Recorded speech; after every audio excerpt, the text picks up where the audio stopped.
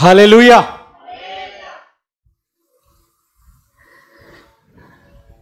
లేవికాండం 17వ అధ్యాయం 11 నుంచి 14 వచనాలు చదువుకొని దేవుని యొక్క వాక్యాన్ని ధ్యానం చేసుకుందాం. లేవియ కాండం. రక్తము దేహమునకు ప్రాణము మీ నిమిత్తము ప్రాయశ్చిత్తము చేయునట్లు బలిపీఠము మీద పోయుటకై దానిని మీకిచ్చి తిని రక్తము దానిలో ఉన్న ప్రాణమును బట్టి ప్రాయశ్చిత్తము చేయును. కాబట్టి మీలో ఎవడును రక్తము తినకూడదనియు మీలో నివసించు ఏ పరదేశియు రక్తము తినకూడదనియు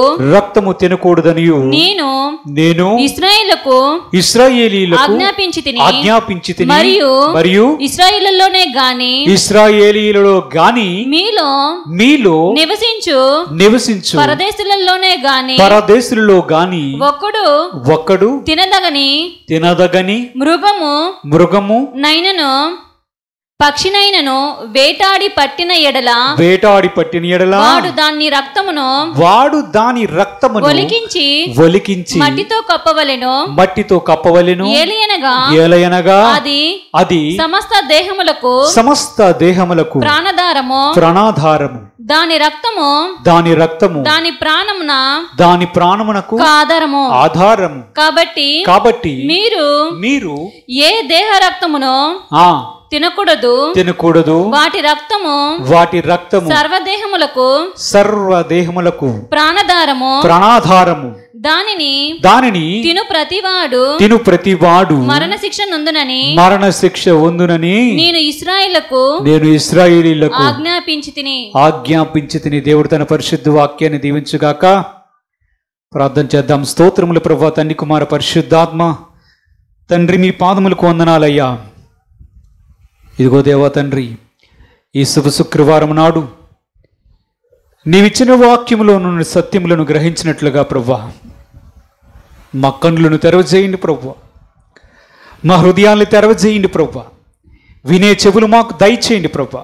మీరు మాతో మాట్లాడండి. నీ వాక్యములో ఉన్నటువంటి సత్యం ప్రభువా తండ్రి మా అందరికీ తెలియచేయమని కోరుచున్నాను ప్రభువా. ఆటంకపరచు దురాత్మ శక్తులను నజరేయుడగు యేసుక్రీస్తును బంధించి మీరు మాతో మాట్లాడమని మా ప్రభువును రక్షకుడైన యేసుక్రీస్తు పరిశుద్ధ నామమున అడిగి వేడుకొనుచున్నాము తండ్రి. హల్లెలూయా, హల్లెలూయా.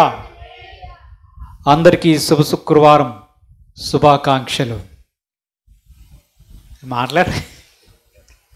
Wish you the same. చెప్పండి, నేను చెప్పడం కాదు.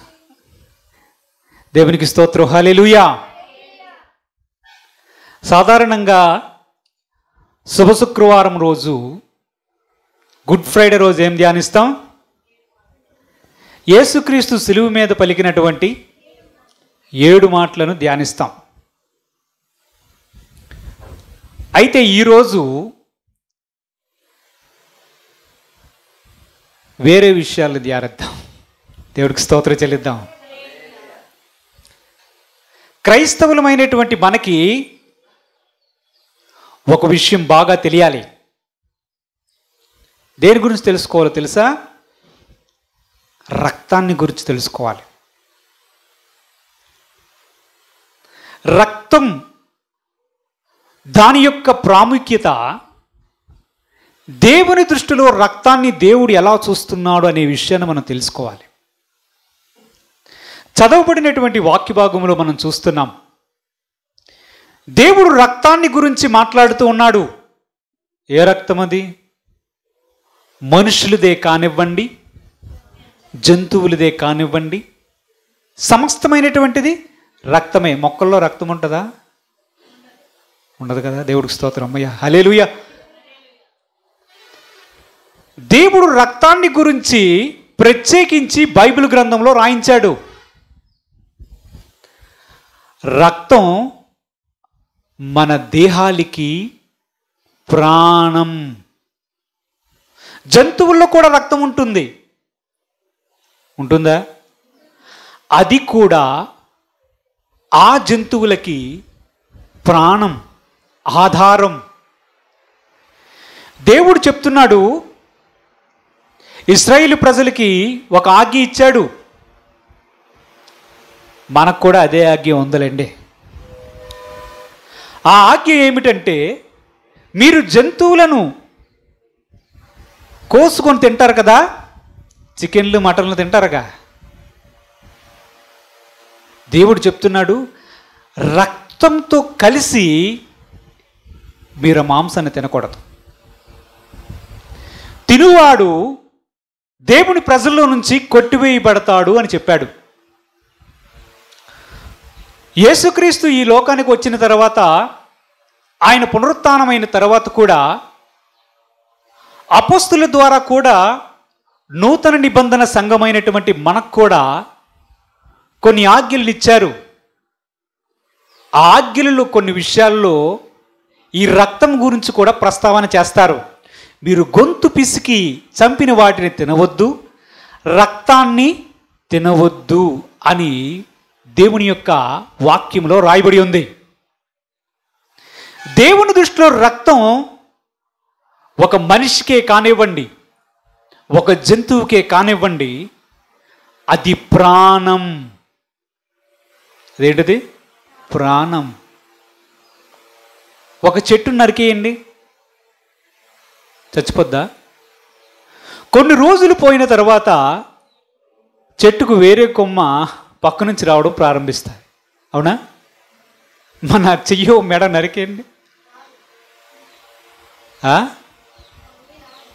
మళ్ళీ రాకపోవడం కాదు, చూడడానికి ఉండడు. హల్లెలూయా. మొక్కలకి ప్రాణం ఎక్కడున్నట్టు? వేరల్లో ఉందా? Agriculture department. హల్లెలూయా. మనిషికి ప్రాణం రక్తమే. దేవుడు చెప్తున్నాడు, ఈ రక్తం చాలా ప్రాముఖ్యమైనది.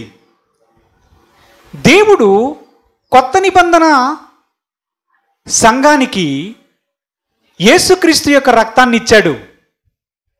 పాత నిబంధనలో పాపములు చేసినటువంటి వ్యక్తులకి, వారు ఏదైనా పాపం చేసినప్పుడు, దోషం చేసినప్పుడు, అపరాధం చేసినప్పుడు, దేవుని ఆజ్ఞను అతిక్రమించినప్పుడు వారికి దేవుడిచ్చినటువంటి పరిష్కార మార్గం ఏంటో తెలుసా? ఏంటది? బలి ఇవ్వడం. అందుకే మనం చదవబడిన వాక్య భాగంలో చూడండి, అక్కడ ఏమనుంది? రక్తం రక్తం ప్రాణాధారం, అది ప్రాయశ్చిత్తము చేయడానికి. 11వ వచనంలో ఏముంది? రక్తము దానిలోనున్న ప్రాణమును బట్టి ప్రాయశ్చిత్తం చేయును. ప్రాయశ్చిత్తము చేయునంట. అంటే ఏంటి? రక్తము ప్రాణమై ఉన్నది, ఆ రక్తమంట ప్రాయశ్చిత్తాన్ని చేస్తుందంట. ప్రాయశ్చిత్తం అంటే ఏమిటో? ప్రాయశ్చిత్తం అంటే ఏంటి? పశ్చాత్తాపం కాదు. ప్రాయశ్చిత్తం అనగా ఏమిటి అంటే, ఒక వ్యక్తి పాపము చేసినప్పుడు మనము దేవుని యొక్క వాక్యంలో చూస్తాం, పాపమునకు వచ్చు జీతం ఏమిటి? మరణం. పాపము చేసినటువంటి ప్రతి మనిషి ఏమవ్వాలి? ఏమవ్వాలి? ఏమవ్వాలి? చచ్చిపోవాలా? పాపం చేసిన ప్రతి మనిషి ఏమవ్వాలంటే మరణించాలి, అంతేనా?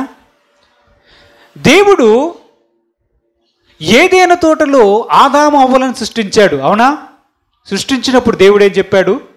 ఆదామా, అన్ని చెట్ల ఫలాలను నువ్వు తినవచ్చు, కానీ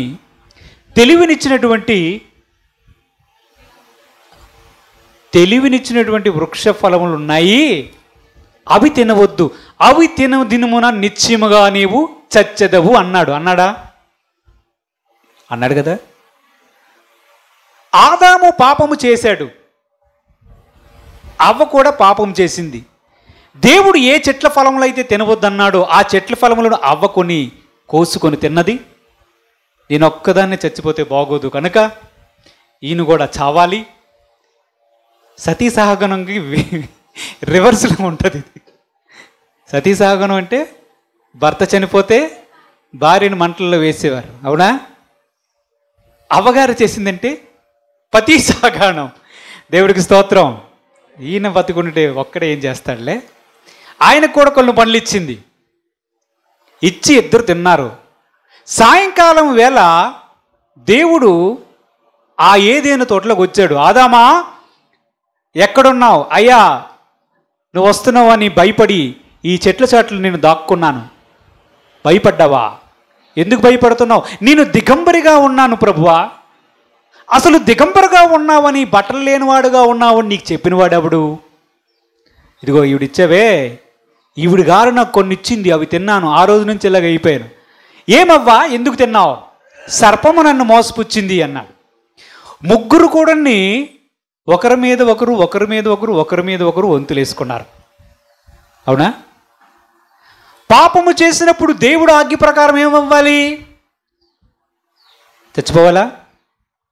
కానీ మీరు చూడండి, దేవుడు ఆదాము అవ్వలకు చర్మపు చొక్కాయిలను చేయించాడు అని రాయబడి ఉంది. ఉందా? ఉందా లేదా? ఎక్కడుంటుంది? బైబిల్ గ్రంథంలో ఉంటుంది. హల్లెలూయా. దేవుడు ఆదాము అవ్వలకు చర్మపు చొక్కాయిలను చేయించాడు. అంతవరకు వారు ఏమనుకున్నారు? ఆకులు తీసుకొని ఇస్తిరాకుల్లా కుట్టుకొని డ్రెస్సులు తయారు చేసుకున్నారు సిఎంఆర్లో. హల్లెలూయా. దేవుడు వాటిని తీసివేయించి చర్మపు చొక్కాయలను ఆయనే చేయించి వారికి తొడిగెను అని ఉంది. ఎక్కడుంది? ఆదికాండం 3వ అధ్యాయం 21వ వచనాన్ని చదవండి. దేవుడైన యెహోవా ఆదామునకును అతని భార్యకును చర్మపు చొక్కాయిలను చేయించి వారికి తొడిగించెను. దేవునికి స్తోత్రం. హల్లెలూయా. ఏం చొక్కాయిలు అవి? చర్మపు చొక్కాయిలు. ఏం చర్మం అది? ఏం చర్మం? ఏం చర్మం అంటే ఏం చెప్పరు? ఏం చర్మం? జంతువుల చర్మమది. జంతువుల చర్మం ఎక్కడి నుంచి తీసుకొచ్చాడు దేవుడు? జంతువుల చర్మాలను ఎక్కడి నుంచి తీసుకొచ్చాడు? అక్కడే మొదలుపెట్టాడు. రక్త ప్రోక్షణం అక్కడి నుంచే మొదలైంది. దేవుడికి స్తోత్రం. హల్లెలూయా. వధించాడు, ఆ చర్మాన్ని తీశాడు, దాన్ని చొక్కాయిలుగా చేయించి ఆదాము అతని భార్య అయిన అవ్వకు చర్మపు చొక్కాయిలను కుట్టించి తొడిగించాడు మన దేవుడైన ప్రభు. హల్లెలూయా. ఏం చేశాడు అక్కడ? పాపమునకు ప్రాయశ్చిత్తము చేయడం అనేది ఎక్కడ ప్రారంభమైనది? ఆదాము అవ్వల దగ్గర ప్రారంభమైనది. రక్తములో ప్రాణమున్నది. ఆ ప్రాణాన్ని దేవుడు దేనికి ఇచ్చాడంటే ప్రాయశ్చిత్తము చేయడానికి ఇచ్చాడు. ప్రాయశ్చిత్తం అంటే చేసిన పాపానికి ఏం చేశాడు? ప్రాయశ్చిత్తము చేయడానికి, దోషము తొలగించడానికి దేవుడు అక్కడ ఆదాము అవ్వలకు చర్మపు చొక్కాయిలను తొడిగించినప్పుడు ఆయన చేసిన పని రక్తాన్ని ఒలికించాడు.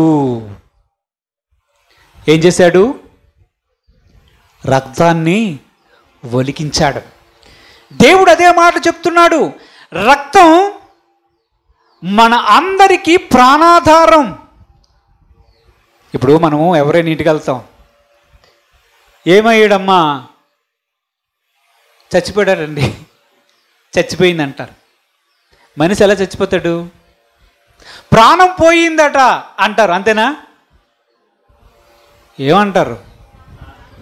ప్రాణం పోయిందంటారు, అంతేగాని ఆత్మ పోయిందంటాను ఎవడైనా అంటాడా? ఎవరైనా అంటారా? ప్రాణం పోయింది, రోడ్డు యాక్సిడెంట్లో ప్రాణం పోయింది, ప్రాణాలు కోల్పోయిన 2, దుర్మరణం చెందిన 4 అని పేపర్లో హెడ్డింగ్లు. ప్రాణం ఎందుకు పోతుంది? ప్రాణం అంటే రక్తమే. మన తరపున ఇంకొకరి యొక్క ప్రాణం కానీ ఒకవేళ పోతే, జంతువు యొక్క రక్తాన్ని ప్రోక్షిస్తే, దేవుని యొక్క నియమం ఏమిటంటే, ఇదిగో నీవు పాపం చేశావు, ఆజ్ఞను అతిక్రమించావు, నీవు మరణం అవ్వాలి. నువ్వు మరణం అవ్వాలి కదా, కానీ నీ మరణానికి బదులు ఇంకొక రక్తము అక్కడ ప్రోక్షించబడుతుంది, అక్కడ ప్రాణం పోతుంది. ఈ ప్రాణశక్తి నీవు చేసినటువంటి, నేను చేసినటువంటి పాపమునకు, దోషమునకు, అతిక్రమమునకు అది ప్రాయశ్చిత్తం. అర్థమైందా? అంటే రక్తం మనుషుల యొక్క పాపమునకు ప్రాయశ్చిత్తానికి ఉపయోగపడేటట్లుగా దేవుడు నిర్ణయించాడు. దేవుడికి స్తోత్రం, హల్లెలూయా. ఒకవేళ కానీ జంతువుల యొక్క రక్తం లేకపోయింది అనుకోండి, ఎంతమంది చచ్చి ఉండాలి? ఇప్పటికి ఎంతమంది చచ్చిపోయి ఉండాలి? భూమి మీద ఒక్కరు కూడా ఉండరట. హల్లెలూయా. ఫస్ట్ ఈవిడ రాకపోయింది భూమి మీదకి. హల్లెలూయా, దేవుడికి స్తోత్రం, హల్లెలూయా.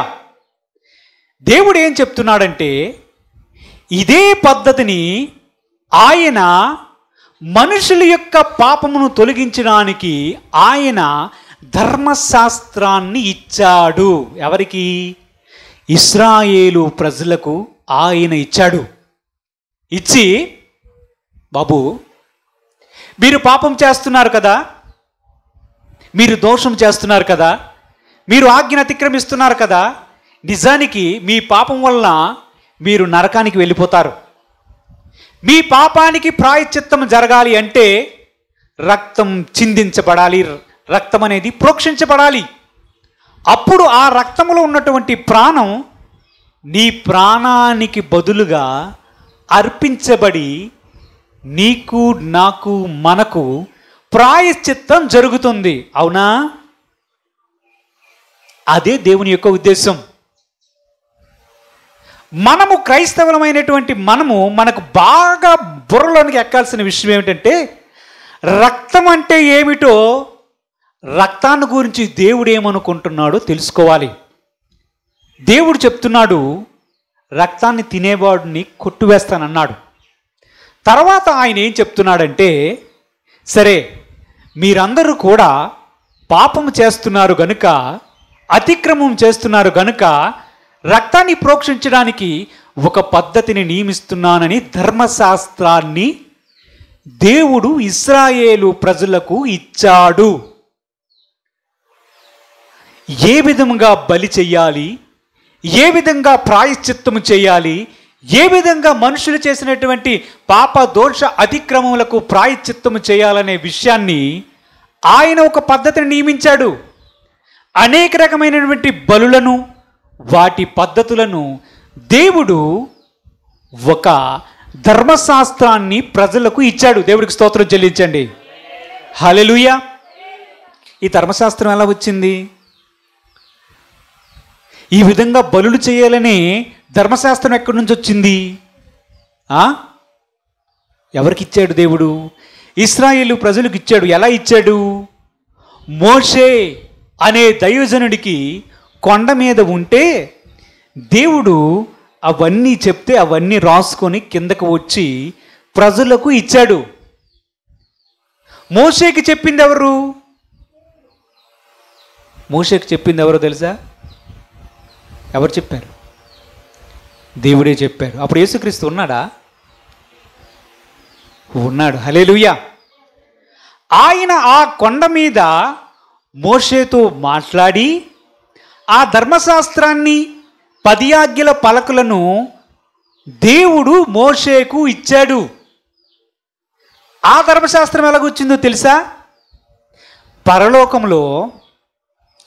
పరలోక రాజ్యములో దేవుని దగ్గర, దేవుని సింహాసనము చుట్టూ 24 మంది పెద్దలు కూర్చుంటారు. తెలుసా?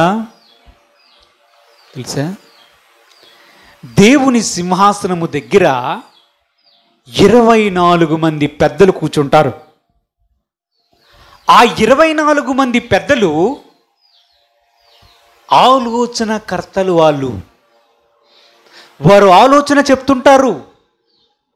ఆలోచన చెప్పి భూమి మీద ఏ ధర్మశాస్త్రం ఇవ్వాలని అనుకున్నాడో ఆ ధర్మశాస్త్రాన్ని 24 మంది పెద్దలు రాశారు.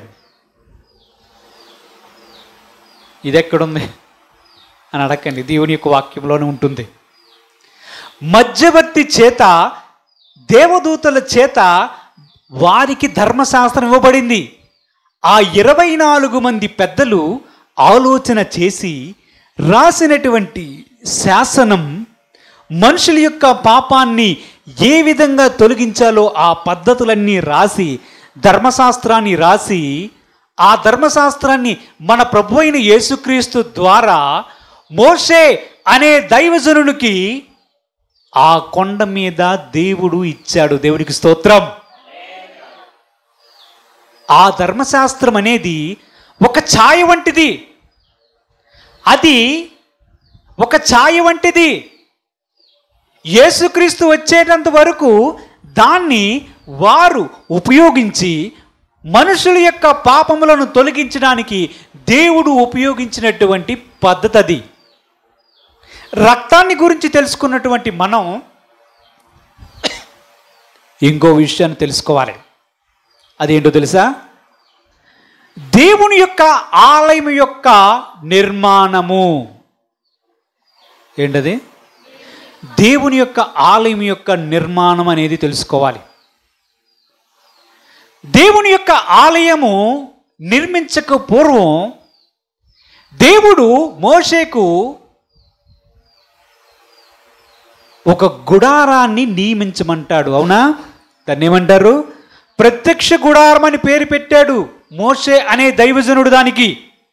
దానిలో మీరు చూసినట్లయితే ఇది ఆవరణం, ఇది ఆవరణం, మధ్యలో ఉండేది పరిశుద్ధమైనటువంటి స్థలం, ఆ తర్వాత అతి పరిశుద్ధ స్థలం. ఏంటది? ఆవరణం, పరిశుద్ధ స్థలం, అతి పరిశుద్ధ స్థలం. ఇది మన మనస్సులో ఉండాలి. ఈ పరిశుద్ధ స్థలం మధ్యలో ఉందే, అతి పరిశుద్ధ స్థలం ఉందే, దీనికి దానికి మధ్య ఒక తెర ఉంటుంది. ఒక తెర ఉంటుంది. కొంతమంది చెప్తారు ఆ తెర 4 ఇంచీల మందంతో ఉంటుందట. గుడ్డదే, క్లాతే. ఎంత? 4 ఇంచీల మందముతో దేవుడు చెప్పిన పద్ధతిలో ఆ తెర ఉంటుంది. అతి పరిశుద్ధ స్థలమును చూసారా? ఇక్కడ దేవుని యొక్క మందసం ఉంటుంది. ఈ మందసములో దేవుడు మోషేకు కొండ మీద 10 ఆజ్ఞలు రాయించాడే, ఆ 10 పలకలు ఆ మందసములో ఉంటాయి. తర్వాత ఇశ్రాయేలు ప్రజలు వారు అరణ్యములో మన్నాను తిన్నారే, ఆ మన్నా ఒక బంగారు పాత్రలో పోసి ఆ మందసంలో పెట్టారు. తర్వాత అహరోను కర్ర ఉంటుంది. ఆ కర్రకి ముందు వెనక ఏముండదు, వేర్లు కూడా ఉండవు. అది చిగిరించి బాదము కాయలు, బాదము పూలు పూస్తుంది. ఆ కర్ర కూడా దానిలో ఉంటుంది. ఈ అతి పరిశుద్ధ స్థలములో ఆ మందసం ఉంటుంది. దీని కింద పరిశుద్ధ స్థలం, పరిశుద్ధ స్థలానికి ముందు ఆవరణం ఉంటుంది. సొలొమోను దేవుని యొక్క మందిరాన్ని నిర్మించిన తర్వాత కూడా అదే పద్ధతిని పాటించాడు. అతి పరిశుద్ధ స్థలం, పరిశుద్ధ స్థలం, ఆవరణం. అతి పరిశుద్ధ స్థలానికి పరిశుద్ధ స్థలానికి మధ్య తెర ఉంటుంది. ఈ విషయాన్ని మనం స్పష్టంగా అర్థం చేసుకోవాలి. ఈ విషయం మన మనసులో స్పష్టంగా మన మనసులో ముద్ర వేయాలి. మనకు తెలియవలసినటువంటి 2 విషయాలు ఏమిటంటే, రక్తాన్ని గురించి దేవుడు ఏమనుకుంటున్నాడో తెలియాలి. దేవుని యొక్క మందిరము యొక్క నిర్మాణము, దాని యొక్క ఆకృతి, దాని యొక్క స్ట్రక్చర్ దేవుడు ఏం చెప్పాడో కూడా తెలియాలి. మనుషులు పాపం చేసినప్పుడు వారు ఎక్కడికి వచ్చేవారు? ఈ దేవాలయం దగ్గరికి లేదా ఆ ప్రత్యక్ష గుడారం దగ్గరికి వచ్చేవాడు. దేవుని మందిరంలో ఎవరు ఉంటారు తెలుసా? యాజకులు ఉంటారు. ఈ యాజకులందరి మీద ఒక ప్రధాన యాజకుడు ఉంటాడు. ఎవరుంటారు? యాజకుడు అంటే అర్థమైందా? పూజారి అనుకోండి, పూజారి అనుకోండి. యాజకులు ఉంటారు. ఈ యాజకుల మీద పైనున్నవాడు ఒకడు ఉంటారు, అతడు ప్రధాన యాజకుడు అంటారు. ప్రధాన పూజారి అనుకోండి.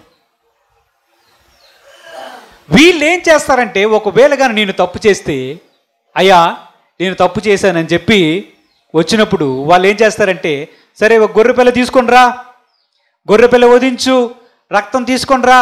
ఆ రక్తాన్ని తీసుకొని ఆవరణంలో ఉన్నటువంటి బలిపీఠము చుట్టూ కూడా ఆ రక్తాన్ని ప్రోక్షించేవారు. బలిపీఠం చుట్టూ కూడా ఆ రక్తాన్ని ప్రోక్షించేవారు. ప్రజలందరూ కూడా పరిశుద్ధ స్థలం అన్నామే, ఆ పరిశుద్ధ స్థలములోనికి వచ్చేవారు. కానీ అతి పరిశుద్ధ స్థలం ఉందే, అక్కడికి ఎవరు వెళ్ళడానికి లేదు. ఎక్కడికి? ఈ అతి పరిశుద్ధ స్థలములోనికి, తెర వెనక ఉన్నటువంటి అతి పరిశుద్ధ స్థలములోనికి ఎవ్వరికి వెళ్ళడానికి అవకాశం లేదు. ప్రధాన యాజకుడు అన్నామే, ఆ ప్రధాన యాజకుడు మాత్రమే సంవత్సరానికి ఒక్కసారి రక్తాన్ని తీసుకొని పరిశుద్ధ స్థలములోనికి దాటి, తెర ఉంటుంది, తెర దాటి అతి పరిశుద్ధ స్థలంలోనికి వెళ్తాడు. ఎందుకో తెలుసా? ప్రజలందరి పాపములనికి ప్రాయశ్చిత్తము చేయడానికి. దేని ద్వారా? రక్తము ద్వారా. మరియు ఆ ప్రధాన యాజకుని యొక్క పాపము కూడా పోవడానికి ఆ రక్తాన్ని తీసుకుని వెళ్ళి అతి పరిశుద్ధ స్థలంలోనికి వెళ్తాడు. అతి పరిశుద్ధ స్థలములోనికి వెళ్ళడానికి సామాన్యమైనటువంటి ప్రజలమైనటువంటి మనకు అర్హత లేదు, అనుమతి లేదు. మామూలుగా ఉండే యాజకులు కూడా ఆ అతి పరిశుద్ధ స్థలములోనికి వెళ్ళడానికి వారికి అనుమతి లేదు. ప్రధాన యాజకుడు మాత్రమే సంవత్సరానికి ఒక్కసారి ఆ రక్తాన్ని తీసుకొని సమాజం అందరి యొక్క పాపము కోసము, ఆ ప్రధాన యాజకుడి యొక్క వ్యక్తిగత జీవితంలో చేసిన తప్పిదముల కోసం రక్తాన్ని తీసుకుని వెళ్ళి అక్కడ ప్రోక్షిస్తాడు. ఈ విధంగా దేవుడు ధర్మశాస్త్రాన్ని నియమించి ఇశ్రాయేలు ప్రజలకు ఇచ్చాడు. రక్తం అర్థమైందా? దేవుని యొక్క మందిరం యొక్క నిర్మాణం అర్థమైందా? ఇప్పుడు ఒక విషయాన్ని ఆలోచించండి. ఇప్పుడు మనము పాపము చేస్తున్నాము కదా. మనుషులు పాపం చేస్తారు, చేయరా? పుణ్యాత్మలు ఎవరు? హల్లెలూయా. ఏం చేస్తారు? మనుషులు పాపము చేసినప్పుడు ఒక విషయాన్ని నాకు చెప్పండి. ఎక్కడికైనా వెళ్ళి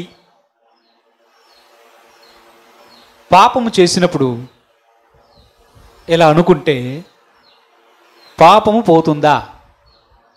పోదా? పోతుందా? పోదా? పోతుందా? పోదా? అరే, పోతుందా? పోదా?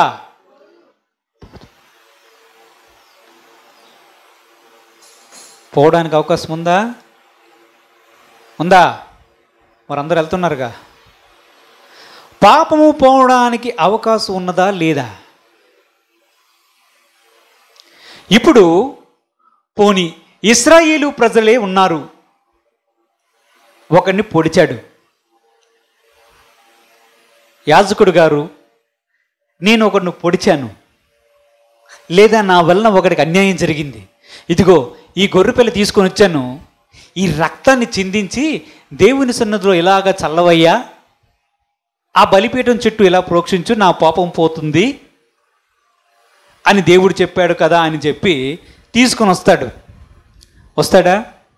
నిజానికి ఆ వ్యక్తి యొక్క పాపము పోవడానికి అక్కడ అవకాశం ఉన్నదా?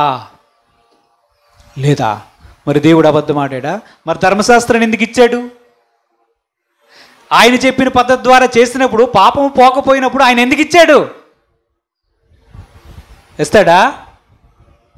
ఇస్తాడా? ఇక్కడ ఒక వ్యక్తి ఆలోచించవలసిన విషయం ఏమిటంటే, నేను బలి అర్పించాను కదా, ఈరోజు ప్రశాంతంగా వెళ్ళి పడుకుంటానంటే జరుగుతుందా?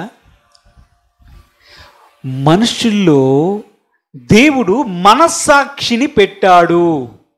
ఏం పెట్టాడు? మనస్సాక్షిని పెట్టాడు. దేవుని యొక్క ఉద్దేశం ఏంటంటే, ఈ మనస్సాక్షి సంపూర్ణమైన సిద్ధి పొందాలి. ఏం పొందాలి? సంపూర్ణమైన సిద్ధి పొందాలంట. చూడండి, దేవుని యొక్క వాక్యంలో చూసి మనం ఆలోచన చేద్దాం. హెబ్రీలకు రాసినటువంటి పత్రిక 10వ అధ్యాయం 1 నుంచి 4 వచనాలు చదువుకుందాం. హెబ్రీలకు రాసిన పత్రిక 10వ అధ్యాయం 1 నుంచి 4 వచనాలు ఒక్కసారి చదువుకుందాం, చూద్దాం. ధర్మశాస్త్రము రాబోచున్న మేలులు చాయగలదే గాని ఆ వస్తువుల నిజస్వరూపము గలది కాదు. గనుక ఆ యాజకులు ఏటేటా ఎడతెగకుండా అర్పించు ఒకటే విధమైన బలులు వాటిని తెచ్చువారికి ఎన్నడును సంపూర్ణ సిద్ధి కలుగజేయవు. అలాగు చేయగలిగిన ఎడల సేవించువారు ఒక్కసారి శుద్ధపరచబడిన తరువాత వారి మనస్సాక్షికి పాప జ్ఞప్తి ఇంకను ఉండదు. గనుక వాటిని అర్పించుట మానుదురు కదా. అయితే ఆ బలులు అర్పించుట చేత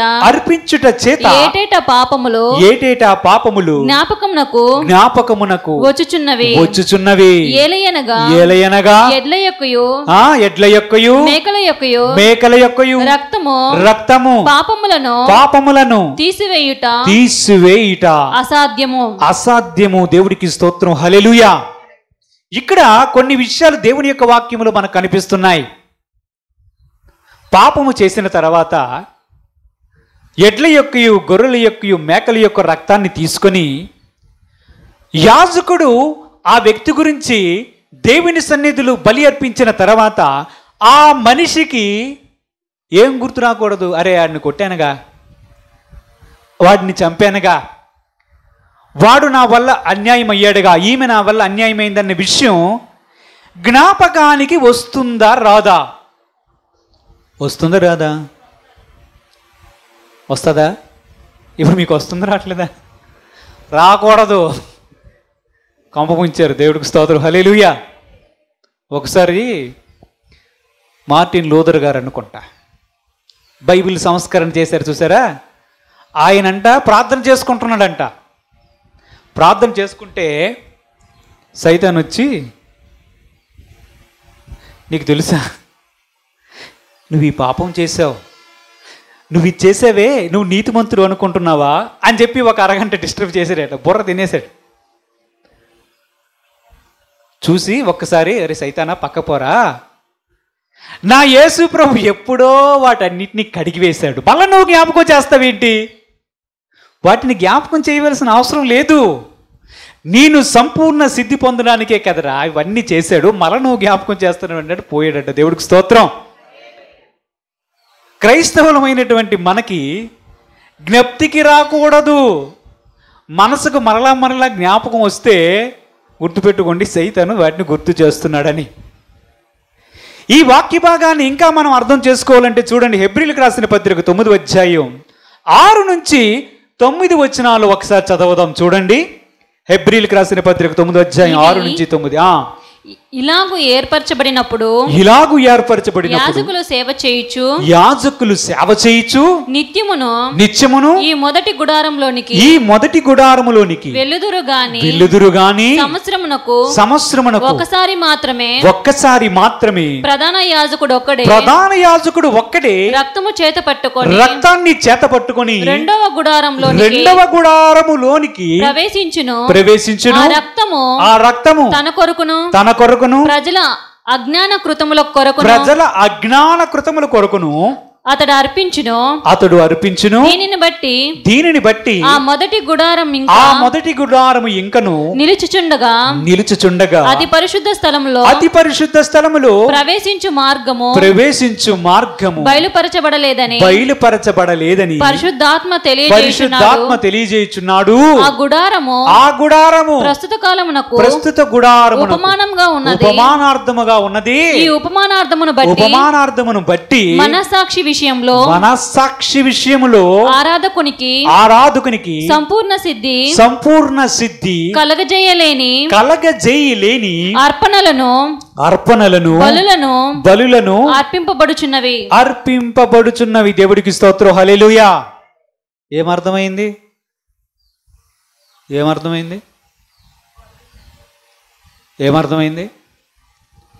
దేవుని యొక్క వాక్యం సెలవిస్తూ ఉన్నది ఏమిటంటే, ఒక వ్యక్తి బలి అర్పించడానికి ఒక గొర్రెను, మేకను, ఎడ్లను తెచ్చినప్పుడు ఆ రక్తాన్ని తీసుకొని దేవుని యొక్క యాజకుడు బలిపీఠము చుట్టూ ప్రోక్షించిన తర్వాత ఆ వ్యక్తి ఇంటికి వెళ్ళిపోయిన తర్వాత ఇక్కడ దేవుని యొక్క వాక్యం ఒక విషయం తెలియజేస్తుంది.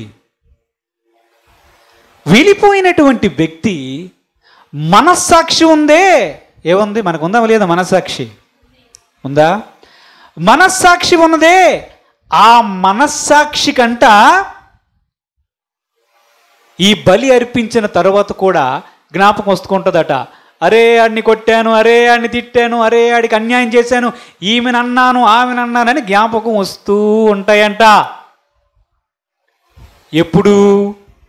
ఈ ధర్మశాస్త్ర ప్రకారము చేసినటువంటి ఆ రోజు, ఆ కాలములో ఇశ్రాయేలు ప్రజలకు దేవుడిచ్చినటువంటి ఆ పద్ధతి ద్వారా బలి అర్పించినప్పటికీ కూడా ప్రశాంతంగా గుండె మీద చెయ్యేసుకొని నా పాపములు సంపూర్ణంగా క్షమించబడ్డాయని వాడు ప్రశాంతంగా పడుకోలేడట. ఎందుకంటే మనస్సాక్షి గట జ్ఞాపకం వస్తూనే ఉంటుందట. దేవుడికి స్తోత్రం చెల్లించండి. అది ఆ కాలంలో. దేవుడు చెప్తున్నాడు, మనస్సాక్షికి కానీ ఇంకా మీకు జ్ఞాపకం వస్తే ఆ బలి సంపూర్ణమైనది కాదు.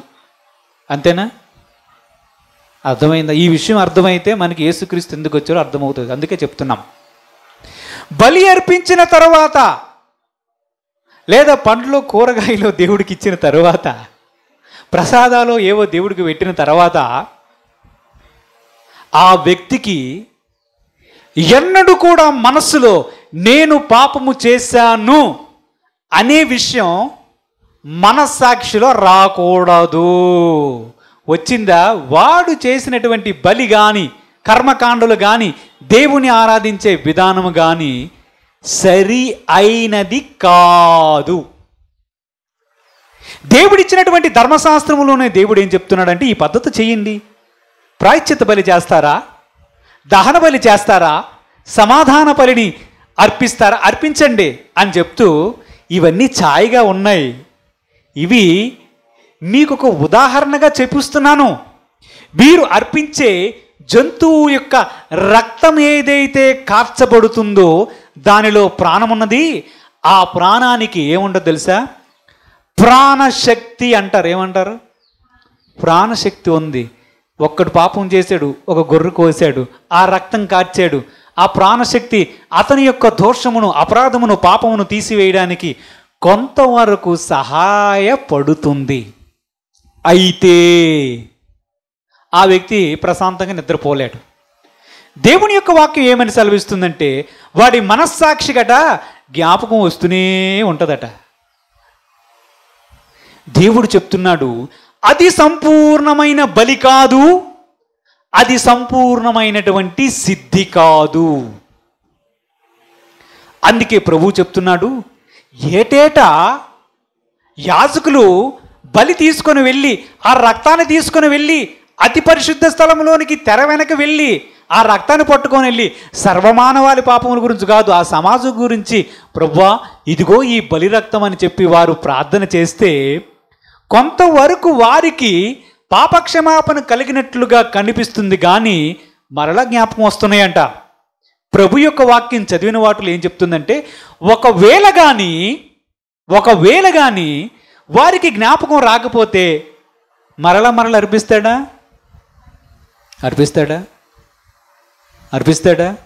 మరలా అర్పిస్తాడు. ఈరోజు గొర్రె, రేపు మేక, కోడి లేదులేండి. కోడెలు అంటే ఎద్దులు, వాటి యొక్క రక్తాన్ని అర్పించడం, మరలా చేయడం, మరలా ప్రతి సంవత్సరం యాజకుడు రక్తం తీసుకొని వెళ్ళి ఆ పరిశుద్ధ స్థలంలో ప్రోక్షించడం. ఏరా మన అర్పించావుగా, అయినా జ్ఞాపకం వస్తున్నాయి. అయినా నేను పాపిననే నా హృదయం, నా మనస్సాక్షి దోషారోపణ చేస్తూ ఉంది. ఇది ఒక సమస్య. ఏంటది? బలులు అర్పిస్తున్నప్పటికీ కూడా ఒక వ్యక్తికి పాపము చేస్తున్నాడనే విషయం జ్ఞాపకం వస్తూ ఉంటే అది సమస్య కాదా? అది పరిపూర్ణమైన బలి అవుతుందా? మన పాపములను ప్రాయశ్చిత్తము చేయడానికి దేవుడు రక్తాన్ని ఇచ్చానని చెప్పి, ఆ రక్తాన్ని ఇచ్చి ఏ పద్ధతి ద్వారా చెయ్యాలో, ఏ విధముగా దహన బలులు అర్పించాలో, ఏ విధముగా సమాధాన బలులు అర్పించాలో, ఏ విధముగా బలి అర్పించాలో అని చెప్పిన దేవుడే అది సంపూర్ణము కాదు అని చెప్తుంటే, సంపూర్ణమైనది ఏమిటో ఒకటి ఉన్నదనే దేవుని యొక్క ఉద్దేశము కదా, అవునా కదా? అది ఛాయగా, సూచనగా దేవుడు ఆ రోజు ఇశ్రాయేలు ప్రజలకు ఇచ్చాడు. అర్థమవుతుందా? హల్లెలూయా చెప్పండి. దేవుడికి స్తోత్రం. హల్లెలూయా. ఇప్పుడు దేవుడి యొక్క ఉద్దేశం ఒకటి ఉంది.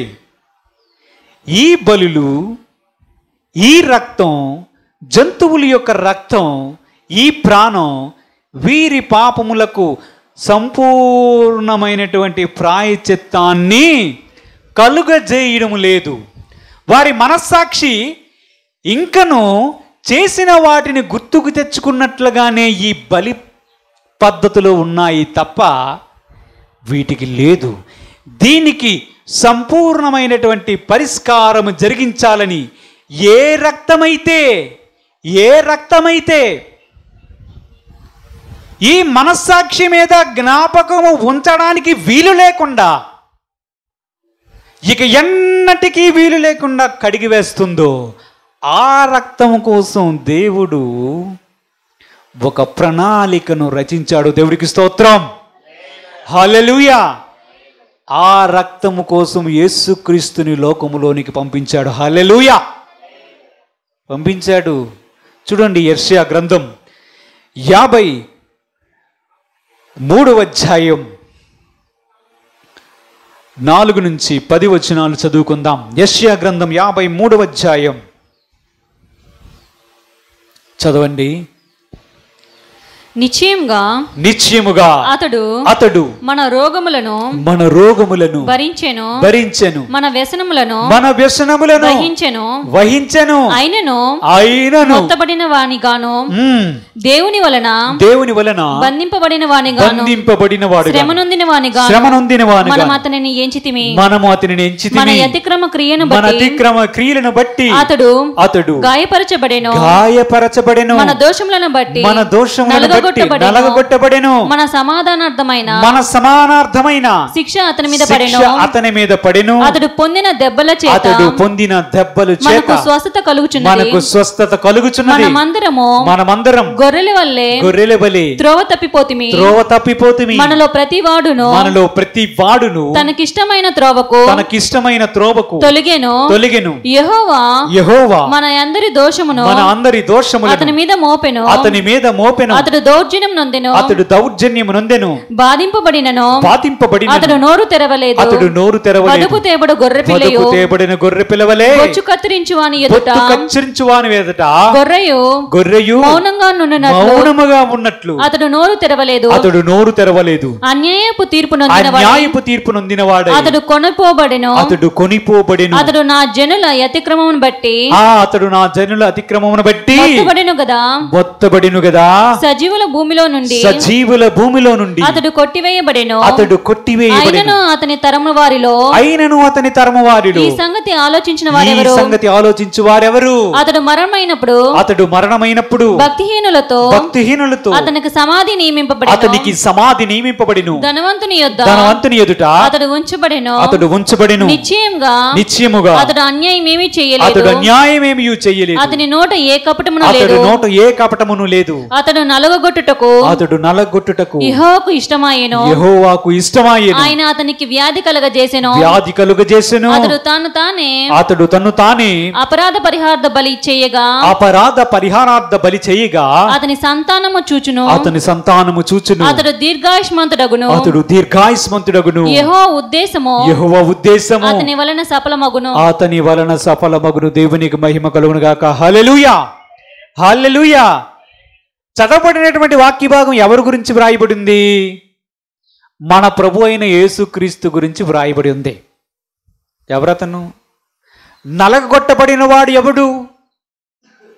స్వరూపమైనను సొగసైనను లేకుండా అయిపోయిన వ్యక్తి ఎవరు? అతన్ని చూడడానికి అతడు ముఖమంతా కూడని రక్తము చేత, గాయముల చేత రక్తసిక్తముగా మారిన వ్యక్తి ఎవడు? మన ప్రభు అయిన యేసుక్రీస్తు.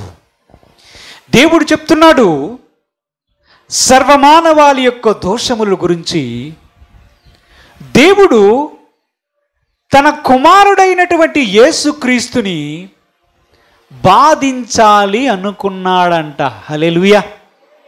ఎందుకు బాధించాలనుకున్నాడు? అపరాధ పరిహారార్థ బలిగా, అంటే మన పాపముల కోసము, మన దోషముల కోసము, మన అతిక్రమముల కోసం బలి అర్పించవలసినటువంటి కార్యక్రమం ఒకటి ఉన్నది. దానికి యేసుక్రీస్తును దేవుడు ఎంచుకున్నాడు. ఎంచుకున్నటువంటి ఆయనను దేవుడు చెప్తున్నాడు, గొర్రెపిల్లతో పోల్చాడు. బొచ్చు కత్తిరించువాని ఎదుటికి గొర్రెపిల్ల వెళ్ళినప్పుడు మౌనముగా ఎలాగుంటుందో అలా ఉన్నాడంట. మౌనంగా ఉన్నాడా లేదు మన ప్రభు? ఉన్నాడా? ఎలా చెప్తారు? బొచ్చు కత్తిరించువాని ఎదుట వదకు తెచ్చినటువంటి గొర్రెపిల్ల మౌనముగా ఉన్నట్లు యేసుక్రీస్తు ఉన్నాడా లేదా చెప్పండి. ఉన్నాడా? అంటే యేసుప్రభు ఏం మాట్లాడలేదా? భూమి మీద సువార్త చేసేలేదా? మరి ఎప్పుడు ఈ మౌనంగా ఉన్నాడు?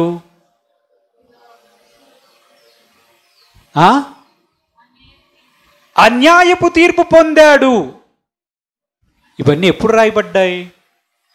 యేసుక్రీస్తు రాకమునిపే 750 ఎన్నో సంవత్సరాలు అనుకుంటా.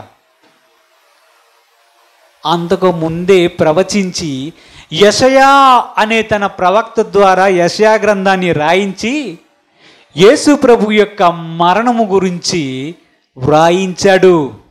అపరాధ పరిహారార్థ బలిగా యేసుక్రీస్తుని గొర్రెపిల్లగా పోల్చి ప్రభు అయిన తండ్రి అయిన దేవుడు భూమి మీదకి యేసుక్రీస్తుని పంపించాడు. దేవుడికి స్తోత్రం.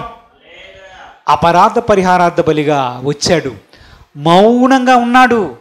సమాధానం ఏమని చెప్పాడా? అన్నా కైపలు అడిగారు, నువ్వు చెప్పు, దేవుడు కుమారు నువ్వేనా?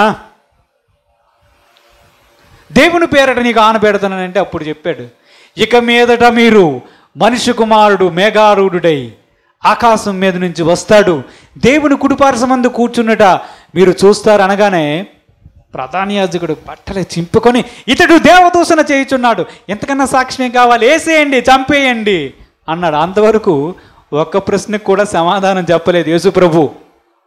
మౌనంగా ఉన్నాడు.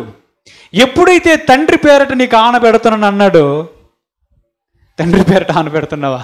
అయితే వినుకో నా సమాధానం. నేను ఇప్పుడు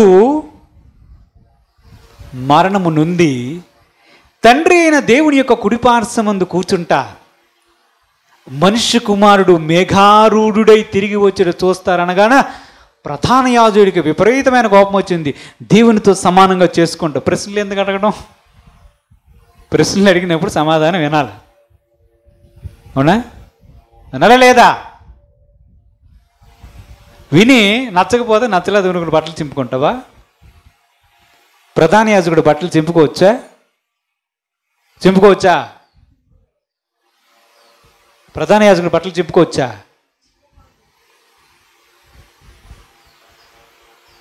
పుచ్చు కత్తిరించి వాని ఎదురు మౌనముగా ఉండి పిలాతు అడిగాడు. సమాధానం చెప్పాడా? ఆయనకు సమాధానం చెప్తే ఆయనకు అర్థం కాలేదు. ఒక్క ప్రశ్నకి సమాధానం చెప్పాడు. మౌనముగా ఉండి వధించబడినటువంటి గొర్రెపిల్ల ఎవరు? మన ప్రభు యేసుక్రీస్తు. దేవుడికి స్తోత్రం. హల్లెలూయా. దేవుడు తలంచాడు ఆయనను మరణానికి అప్పగించి అపరాధ పరిహారార్థ బలిగా. బలిగా అంటే ఏమిటో? బలి చేసినప్పుడు ఏమొస్తుంది? ఏమొస్తుంది? మాంసం వస్తుంది అనకండి. బలి చేసినప్పుడు ఏమొస్తుంది? రక్తం వస్తుంది. దేవుడికి స్తోత్రం. హల్లెలూయా. తన స్వరక్తం ఇచ్చి దేవుడు సర్వమానవాళి పాపములను కడగవేయడానికి మన ప్రభు అయిన దేవుడు, తండ్రి అయిన దేవుడు యేసు ప్రభుని భూమి మీదకు పంపించాడు. దేవుడికి స్తోత్రం. ఆ రక్తం ఏమిటి? దేవుని యొక్క వాక్యంలో ఏముంటుంది తెలుసా? తన స్వరక్తం ఇచ్చి మనలను కొన్నాడంట. ఏ రక్తం అది? ఇప్పుడు ఎక్కడ పుట్టాడు యేసు ప్రభు? కన్యమరియ గర్భాన్ని ఉన్నాడా? ఈ రక్తం మరియమాత నుంచి వచ్చిందంటారా? హల్లెలూయా. కాదు అన్నారు. దేవుడికి స్తోత్రం. నిజంగానే కాదు. యేసు ప్రభు యొక్క పుట్టుకలో మనుషుల యొక్క ప్రమేయం ఏమీ లేదు. ఆయనలో ప్రవహించే రక్తం దైవ రక్తం. అందుకే మనం ధ్యానిస్తూ ఉన్నాం. రక్తమును గురించే ధ్యానిస్తూ ఉన్నాం. రక్తములో ప్రాణం ఉన్నది, రక్తములో ప్రాణశక్తి ఉన్నది. ఒకవేళ కానీ మరియ యొక్క రక్తము కానీ యేసుక్రీస్తులో కానీ ప్రవహించి ఉంటే, ఒకవేళ యేసుక్రీస్తు కల్వరి శిలువ మీద కానీ మరణిస్తే కాచినటువంటి రక్తం మనందరి పాపములను తీసివేయడానికి సరిపోదు. తెలుసా? మనందరి పాపములను తీయడానికి సరిపోదు. కానీ దేవుడు తన స్వరక్తం ఇచ్చి ఆయన కల్వరి శిలువలో ప్రాణత్యాగం చేసి కాచిన రక్తములు దేవుని రక్తమది. దానిలో ప్రాణమున్నది, ప్రాణశక్తి ఉన్నది. దేవుడు ఏదైతే అనాది కాలము నుంచి ఆలోచిస్తూ ఉన్నాడో, ఏదేని తోటలో ఆదామవ్వలకు చొక్కాయిలను ధరించి చేసినప్పుడు ఏ రక్తాన్నైతే చిందించాడో జ్ఞాపకం ఉంచుకోండి. రక్తము ద్వారానే సర్వమానవాళికి ప్రాయశ్చిత్తము కలగడానికి దేవుడు ఒక పద్ధతిని నియమించాడు. మనుషులకి ఇక ఎన్నడూను రక్తము వలన చేసినటువంటి ప్రాయశ్చిత్తానికి ఇక ఎన్నటికి వారి మనస్సాక్షికి ఇంక ఎన్నడూను జ్ఞాపకం ఉండకూడదు. బలుల ద్వారా చేస్తున్నటువంటి కార్యాల ద్వారా చేస్తున్నటువంటి పద్ధతుల ద్వారా మనుషులకి పాప జ్ఞప్తి వారి మనస్సాక్షిలో ఉంటుంది. దీన్ని తొలగించడానికి యేసుక్రీస్తు ఈ భూమి మీదకి గొర్రె పిల్లగా వచ్చాడు. యోహాను ఏం చెప్పాడు? ఇదిగో లోక పాపములను మోసుకుని పోవు దేవుని గొర్రె పిల్ల అన్నాడు. అవునా? ఇప్పుడు ఈ రక్తం సర్వమానవాళి యొక్క పాపములను తీసివేయడానికి సరిపోతుంది. ఎందుకంటే ఆ రక్తం ఎవరిది? ఆ రక్తం ఎవరిది? ఇప్పుడు మన దగ్గరికి వచ్చి ఎవరైనా వచ్చి రక్తము ద్వారా పాపం ఎలా పోతుంది చెప్పండి అన్నారు అనుకోండి, ఏం చెప్తారు?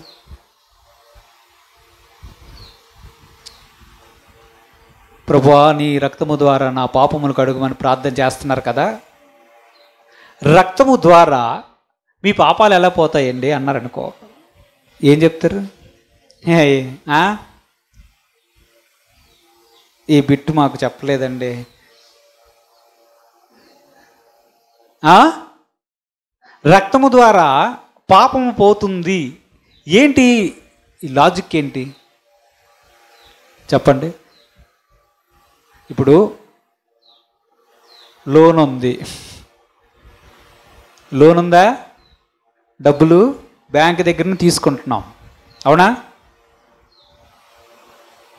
బ్యాంక్ వాడికి డబ్బులు చెల్లిస్తే లోను మాఫీ చేస్తాడా?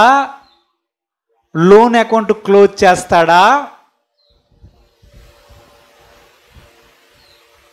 లోన్ అకౌంట్ క్లోజ్ చేస్తాడా లేకపోతే ఇంకేమైనా ఇస్తే క్లోజ్ చేస్తాడా? డబ్బుకి డబ్బే, అవునా? డబ్బుకు డబ్బేనా? డబ్బుకు డబ్బే కదా రుణమాఫీ. మరి పాపానికి రక్తం ఎలాగ రుణమాఫీ అవుతుందమ్మా? పాపానికి రక్తం ఎలాగ రుణమాఫీ చేస్తాను చెప్పండి?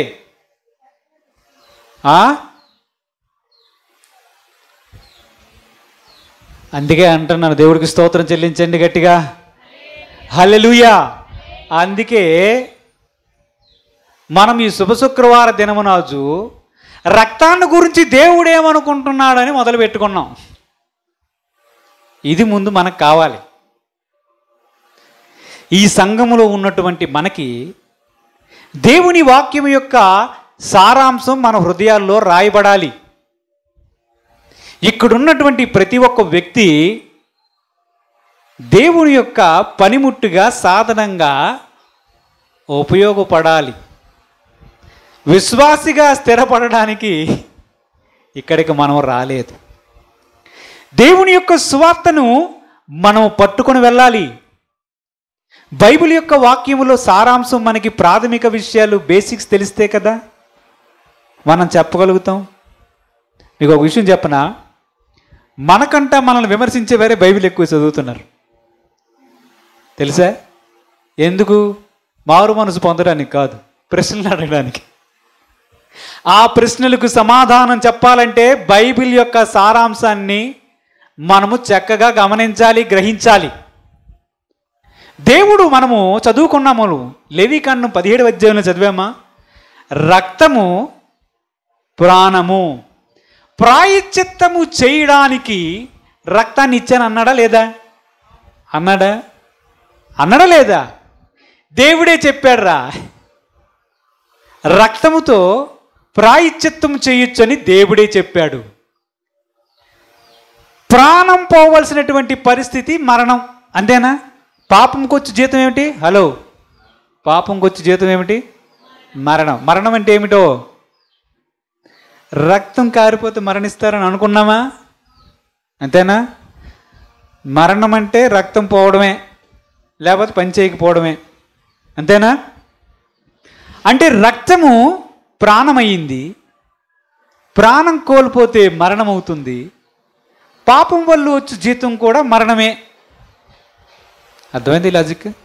పాపం వల్ల వచ్చే జీతం మరణం, రక్తం కోల్పోతే మరణం. కాబట్టి రక్తాన్ని ఉపయోగించి పాపాన్ని తొలగించడానికి ఒక మార్గం ఏర్పడింది. మన లాజిక్ కాదు, దేవుడి లాజిక్. దేవుడికి స్తోత్రం, హల్లెలూయా. ఎందుకంటే ఒకరికి బదులు ఇంకొకరి యొక్క రక్తాన్ని చిందించడం పద్ధతిని దేవుడే ప్రవేశపెట్టాడు. అది మనం ఆది కాండములు చూసాం, లేవీ కాండములు చూసాం. ఆ బలులు, అర్పణలు మన పాపములకు సంపూర్ణ సిద్ధి కలుగజేయడం లేదని దేవుని యొక్క వాక్యంలో చూసాం. ఈ సంపూర్ణ సిద్ధి కలుగజేయకపోవడం వల్ల ఏమవుతుందో తెలుసా? ఏమవుతుందో తెలుసా? చూడండి. అందుకే మనం ముందు ధ్యానించాం. చూడండి, ఇదేంటిది? అతి పరిశుద్ధ స్థలం. నా వైపు చూడాలి.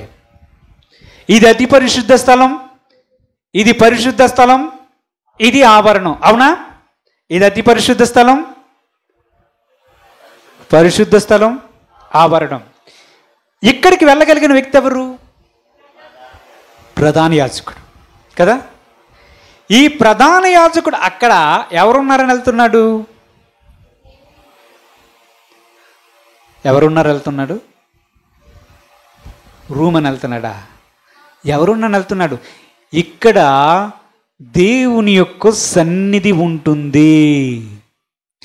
దేవుడు ఇక్కడ ఉంటున్నాడని ఉపమానముగా అర్థం.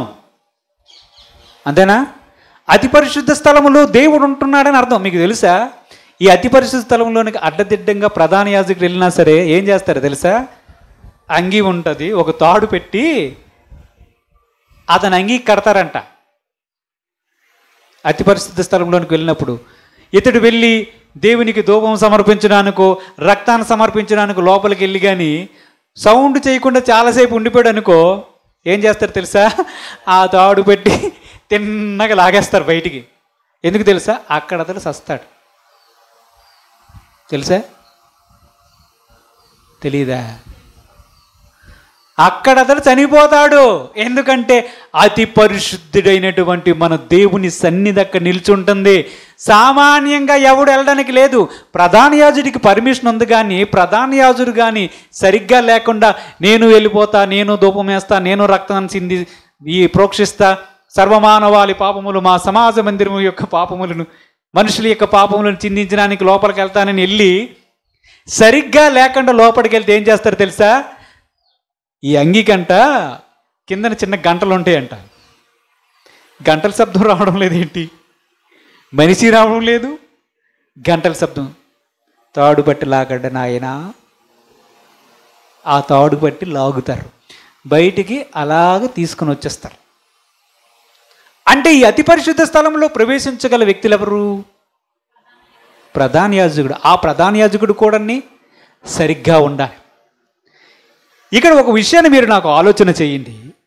దేవుడు ఎక్కడుంటే దేవునికి సమీపంగా మనం వెళ్ళకపోతే పరలోక రాజ్యం వెళ్తామా?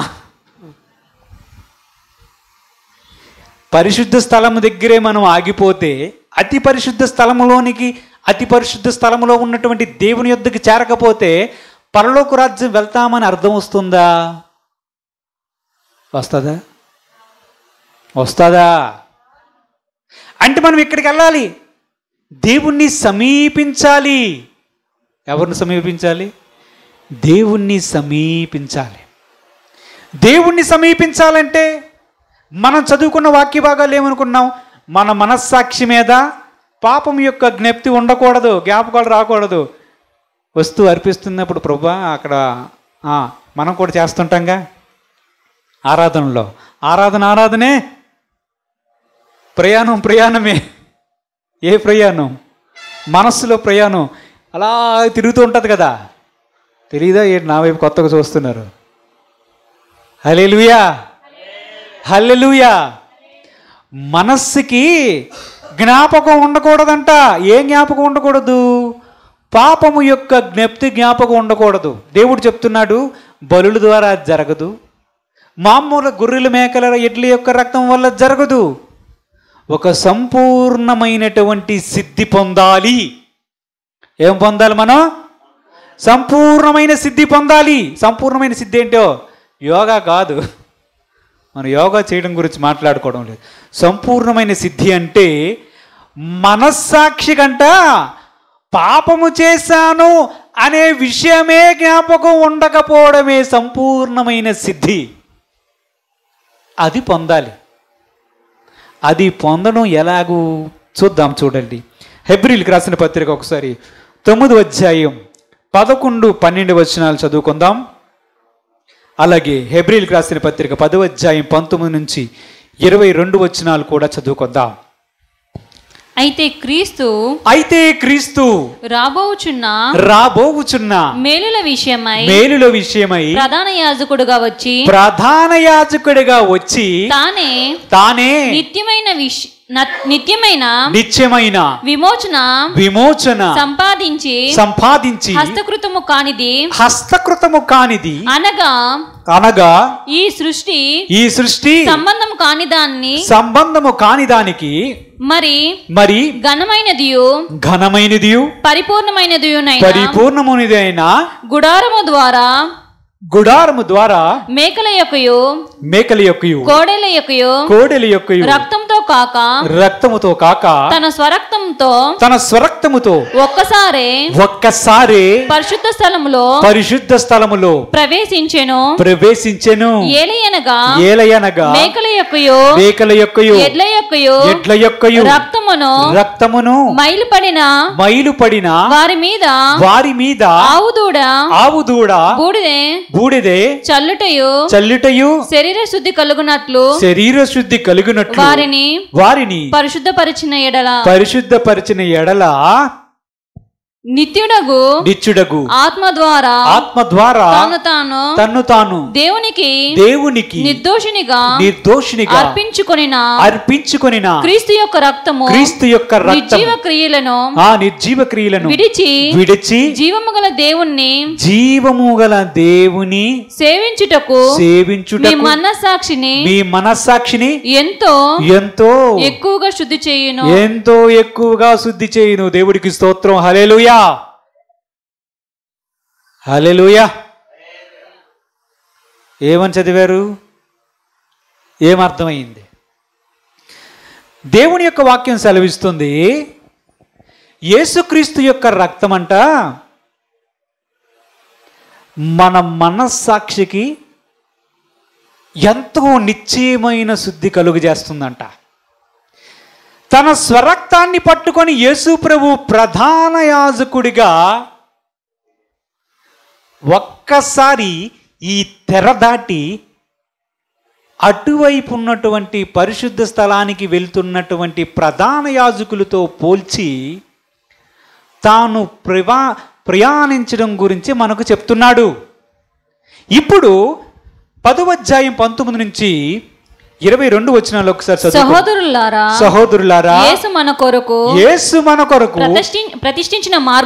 ప్రతిష్ఠించిన మార్గమున అనగా నూతనమైనది జీవము గలదియు శరీరము తెర ద్వారా ఏర్పరచబడినదైన మార్గమున ఆయన రక్తము వలన పరిశుద్ధ స్థలమునందు ప్రవేశించుటకు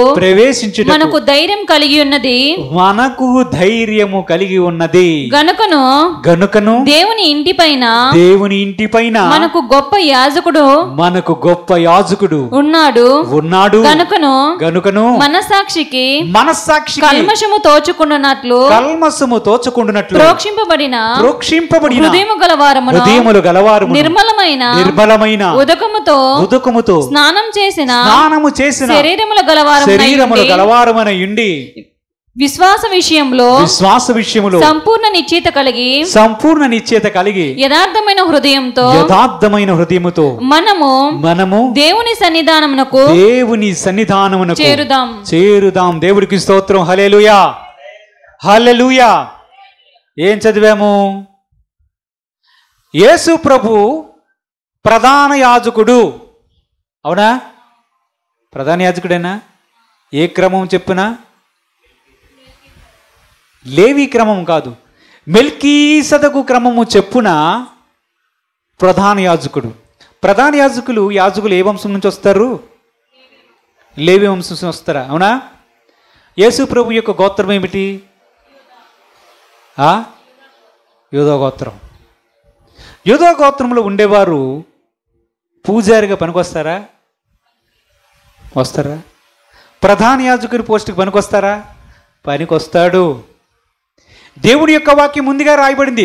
మెల్కీసెదకు క్రమము చెప్పున ప్రధాన యాజకుడిగా వచ్చాడు. మెల్కీసెదకు ఎవరని అడగండి. మెల్కీసెదకు ఎవరు తెలుసా? మెల్కీసెదకు అబ్రహామును కలిసారు. గుర్తుందా? తర్వాత చూద్దాం. దేవుడికి స్తోత్రం. ఈ ప్రధాన యాజకుడు అంట ఏం చేశాడు? మనము చూసాం కదా, అతి పరిశుద్ధ స్థలములోనికి ప్రధాన యాజకుడు వెళ్ళాలంటే ఎలా వెళ్ళాలి? రక్తాన్ని పట్టుకొని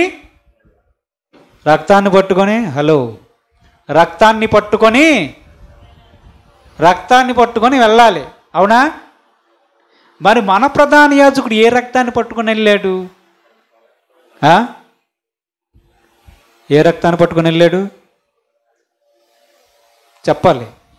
నువ్వు చెప్పమ్మాయి. ప్రధాన యాజకుడు తన రక్తాన్ని పట్టుకొని ఎలా వెళ్తాడు?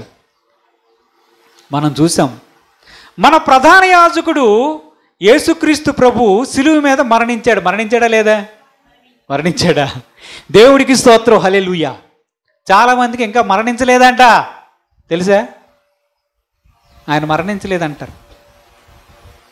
మనము ఇందాకలా 53వ అధ్యాయం యెషయా గ్రంథం చదువుకున్నాం కదా, చదువుకున్నామా? 53వ అధ్యాయంలో ఒకసారి చూడండి. 53వ అధ్యాయంలో 53వ అధ్యాయంలో ఒక వచనం రాయబడి ఉంటుంది. ఏముంటుంది? అతడు తన ప్రాణమును దారబోసెను, మరణమైనప్పుడు అతడు ఎక్కడుంది? అతడు ఎన్నో వచనం? ఎన్నో వచనం? 53:9 చదవండి. అతడు మరణమైనప్పుడు భక్తిహీనులతో అతనికి సమాధి నియమింపబడును అని రాయబడి ఉందా లేదా? అంటే యేసుక్రీస్తు మరణమవుతాడనే విషయం రాయబడి ఉందా లేదా? రాయబడి ఉందా? కొంతమంది ఎలా ప్రశ్నిస్తారు తెలుసు. అందుకోసమే మనం ఎలా తయారవ్వాలంటే దేవుని యొక్క వాక్యంలో ఉన్న విషయాలను స్పష్టంగా గ్రహించాలి. మన దగ్గరికి వస్తారు ఇలాంటి బ్యాచ్. మన సంఘము దేవుని నామములో విస్తరించబడిన తరువాత మీరందరూ కూడా, మనమందరం కూడా దేవుని యొక్క వాక్యము నుంచే సమాధానం చెప్పే స్థితిలో ఉందుముగాక. అతడు మరణమైనప్పుడు భక్తిహీనులతో అతనికి సమాధి. ఇప్పుడు చెప్పండి, సమాధి ఎవరికి పెడతారు? చనిపోయిన వాళ్ళకి పెడతారు. మరణమైనప్పుడు అని రాశారా లేదా? అంటే మరణించాడనే కాదా? మరణించాడనేనా? ఇప్పుడు మన ప్రశ్న ఏమిటంటే, ప్రధాన యాజకుడు మరణించి తన రక్తాన్ని పట్టుకొని పరిశుద్ధ స్థలము నుంచి అతి పరిశుద్ధ స్థలంలోనికి ఎలా వెళ్తాడు? చనిపోయి అప్పుడు పట్టుకెళ్ళాడా? మన ప్రధాన యాజకుడు మరణించి తన రక్తాన్ని పట్టుకొని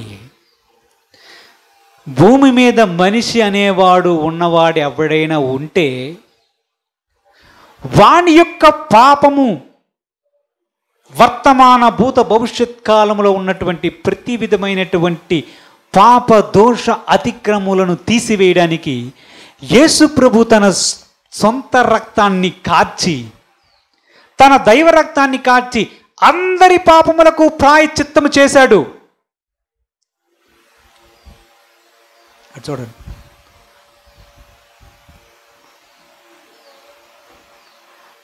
అందరి యొక్క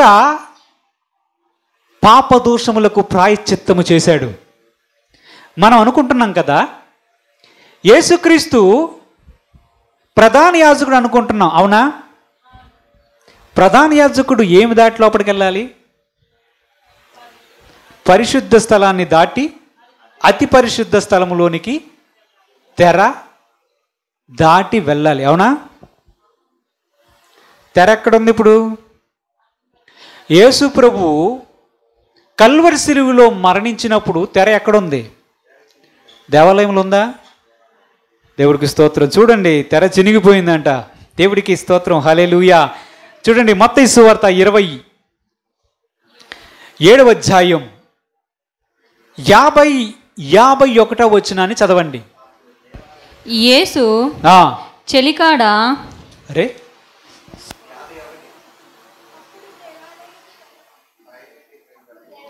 27వ అధ్యాయం.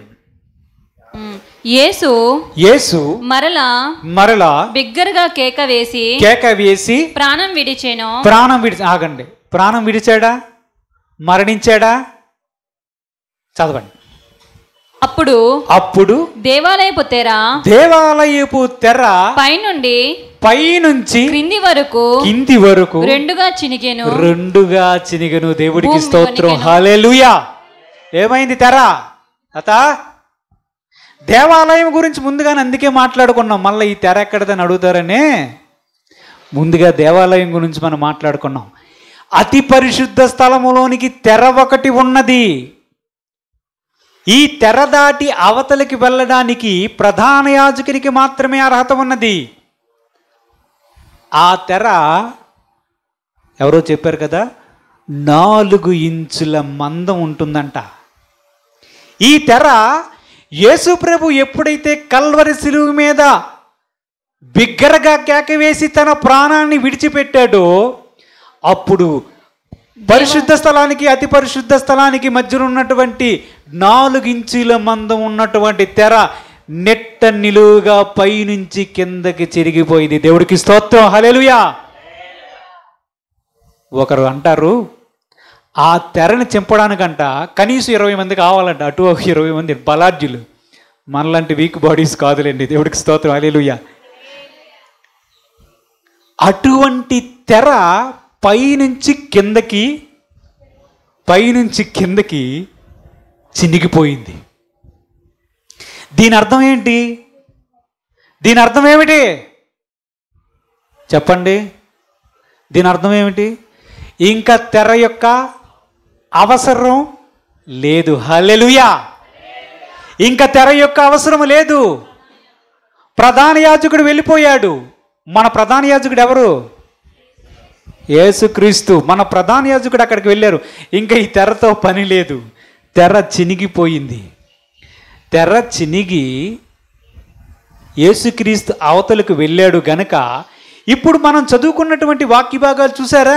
హెబ్రీలకు రాసిన పత్రిక 9వ అధ్యాయంలోను, హెబ్రీలు రాసిన పత్రిక 10వ అధ్యాయంలోను మనం కొన్ని విషయాలు చూసాం. ఏం చూసాం? దేవుడికి స్తోత్రం చెల్లించండి ఒకసారి.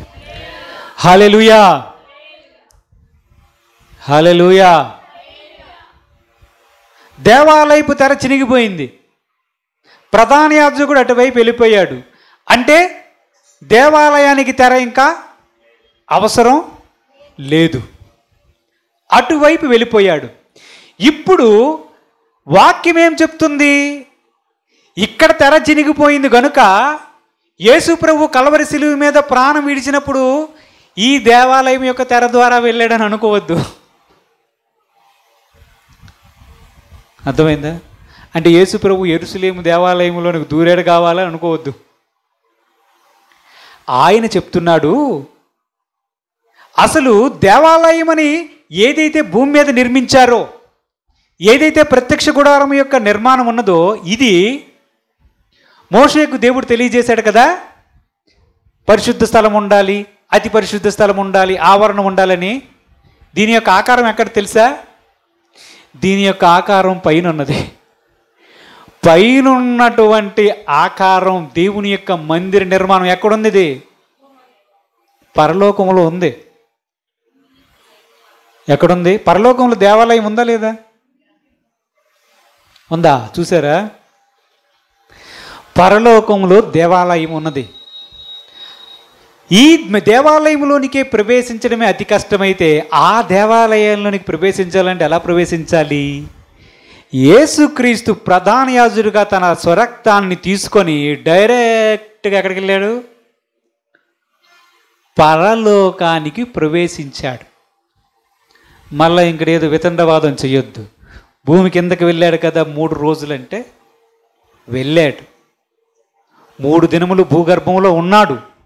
యోనాను కూర్చున్నటువంటి సూచక్రియ మీకు అనుగ్రహించబడుతుందని చెప్పాడంటే భూమి కింద ఉన్నటువంటి వెళ్ళాడు. కానీ పాతాళంలో విడిచిపెట్టబడలేదు, తన శరీరము కుళ్ళబెట్టబడలేదని కూడా దావీదు చెప్పాడా లేదా?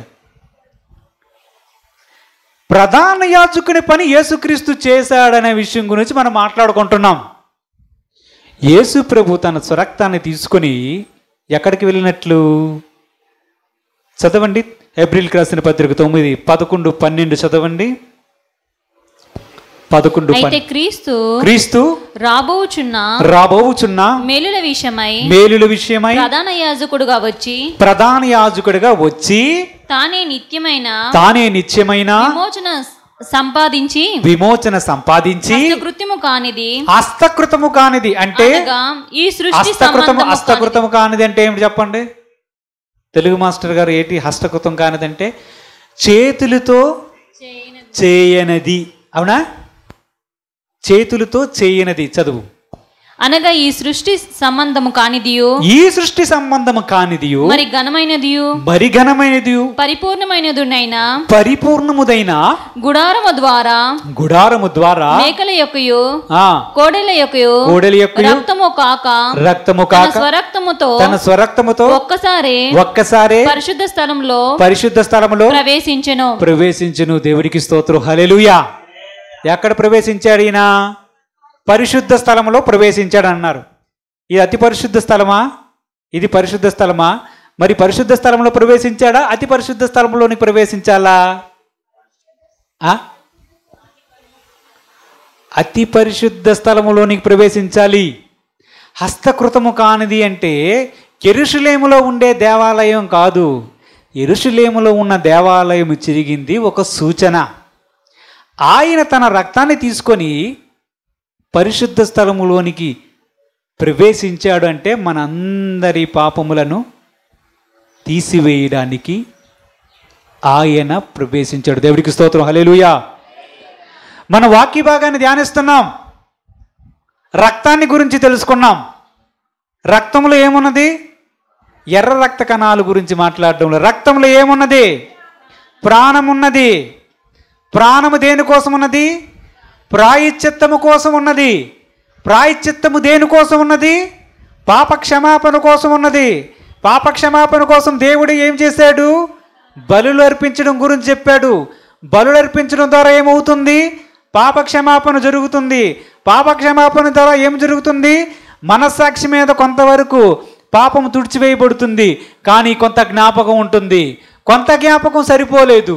దేవుడు ఏం చేశాడంటే ఈ జ్ఞాపకం పూర్తిగా తుడిచివేయాలంటే పరిపూర్ణమైనటువంటి రక్తం కావాలని తన కుమారుణ్ణి భూమి మీదకి పంపించి ఆయనను నలగొట్టి ఆయన మీద మన పాప భారాన్ని ఆయన మీద మోపి ఆయన పొందిన దెబ్బల చేత మనకు స్వస్థత కలిగేటట్లు చేసి ఆయన పొందిన గాయముల చేత మనకు స్వస్థత కలుగజేసి ఆయన కల్వరి శిలువ మీద మృతి నొందాడు.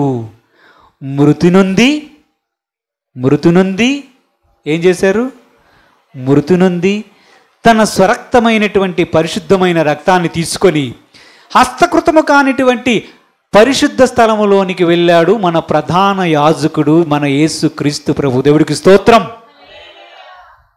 యేసుక్రీస్తు ప్రభువులో నమ్మకం ఉంచితే ఏమవుతుంది? ఈ రక్తం ఎవరైతే యేసుక్రీస్తు దగ్గరికి వచ్చి ప్రభువా నేను పాపినని చెప్తారో వారి పాపములను ఆయన క్షమిస్తాడు. ఇంకా మనస్సాక్షికి ఇంకెప్పుడు కూడా జ్ఞాపకం ఉండవు. ఒకవేళ జ్ఞాపకం వస్తే సైతానే జ్ఞాపకం తీసుకొస్తాడు. నువ్వు పెద్ద భక్తురాలు అనుకుంటున్నావా? నీ సంగతి నాకు తెలియదేట్రా అని జ్ఞాపకం తెస్తాడేమో. కానీ యేసు ప్రభు ఏం చెప్తాడు తెలుసా?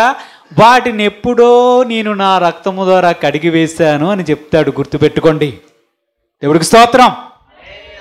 ఆ రక్తము మనకి ఇప్పుడు కూడా అందుబాటులో ఉన్నది. ఆయన మృతి పొందాడు. ఆయన మరణము పొందునంతగా ఆయన శ్రమపడ్డాడు. శ్రమపడినటువంటి ఆయన పాతి పట్టబడడం కూడా జరిగింది. అవునా? కొంతమంది చెప్తున్నాను కదా, కొంతమంది వితండవాదాలు బైబిల్ వాక్యాలు తీసుకొని చెప్తారంటే యేసు ప్రభు అసలు మరణించలేదని చెప్తారు. మరణించాడా లేదా? మరణించాడు, పాతి పెట్టబడ్డాడు కూడా. యేసు ప్రభు పాతి పెట్టబడ్డాడా లేదా? చూడండి ఎక్కడ పాతి పెట్టబడ్డాడు. ఎక్కడ పాతి పెట్టబడ్డాడు మన ప్రభువైన యేసుక్రీస్తు? చూద్దాం. మత్తయి సువార్త 27వ అధ్యాయం 57 నుంచి 60 వచనాలు చదువుకుందాం. యేసు శిష్యుడుగా ఉన్న అరిమతయి యోసేపు అను ఒక ధనవంతుడు సాయంకాలం అయినప్పుడు పిలాతు వద్దకు వెళ్ళి యేసు దేహమును తనకిమ్మని అడుగగా పిలాతు దానిని అతనికి అప్పగింపగా ఆజ్ఞాపించెను. యోసేపు ఆ దేహమును తీసుకొని శుభ్రమైన నారబట్టతో చుట్టి తను రాతిలో రాతిలో తొలిపించుకొనిన కొత్త సమాధిలో దానిని ఉంచి సమాధి ద్వారమునకు పెద్ద రాయి పొర్లించి వెళ్ళిపోయిను. దేవుడికి స్తోత్రం, హల్లెలూయా. ఈ విషయం కూడా మనకి స్పష్టత కావాలి. యేసు ప్రభు యొక్క దేహం ఎక్కడుంది? సిలువ మీద ఉంది, అవునా? సిలువ మీద ఉన్నటువంటి దేహం మరణించిన తర్వాత, మన కోసం ప్రాణం పెట్టిన తర్వాత యేసు ప్రభు యొక్క దేహాన్ని అరిమతీయపు యోసేపు అనే ఒక వ్యక్తి ఉన్నాడు. అతను ఎవరు తెలుసా? యేసు ప్రభు యొక్క రహస్య శిష్యుడు వంటి వాడు. ఇతడు ధనవంతుడు. అక్కడ రాయబడి ఉందా మత్తయి సువార్తలో ధనవంతుడని? ఉందా? లేదనుకుంటా. చూడండి అయితే యోహాను సువార్త, యోసేపు అనే ఒక ధనవంతుడు అని ఉందా? మనం యెషయా గ్రంథం 53వ అధ్యాయంలో ఒక వచనం చదువుకున్నాం. అతడు మరణమైనప్పుడు, చదవండి ఆ వచనం ఎంత? 9వ వచనం, 53:9 చదవండి. 53:9 యెషయా గ్రంథం 53:9. అతడు మరణమైనప్పుడు భక్తిహీనులతో అతనికి సమాధి నియమింపబడెను. ధనవంతుని యొద్ద అతడు ఉంచబడెను. నిశ్చయముగా అతడు అన్యాయం ఏమీ చేయలేదు. దేవుడికి స్తోత్రం, హల్లెలూయా. యేసు ప్రభు యొక్క మరణము గురించి ముందుగా ప్రవచించారా లేదా దేవుడు? ఏమని చెప్పాడు? అతడు మరణమైనప్పుడు ఎక్కడ సమాధి చేయబడతారన్నారు? దాని ముందు వచ్చిన ఏముంది? భక్తిహీనులతో అతనికి సమాధి నియమించబడును. ఈ భక్తిహీనులు ఎవరు? మనమా? సిలువలో దొంగలు వేలాడారే, ఎడం వైపున ఒకడు, కుడి వైపున ఒకరు. వారితో పాటు సమాధి నియమించబడింది. అంటే సమాధి అంటే ముగ్గురికి ఒక దగ్గర సమాధి పెట్టారు అనుకున్నారు. దేవుడికి స్తోత్రం.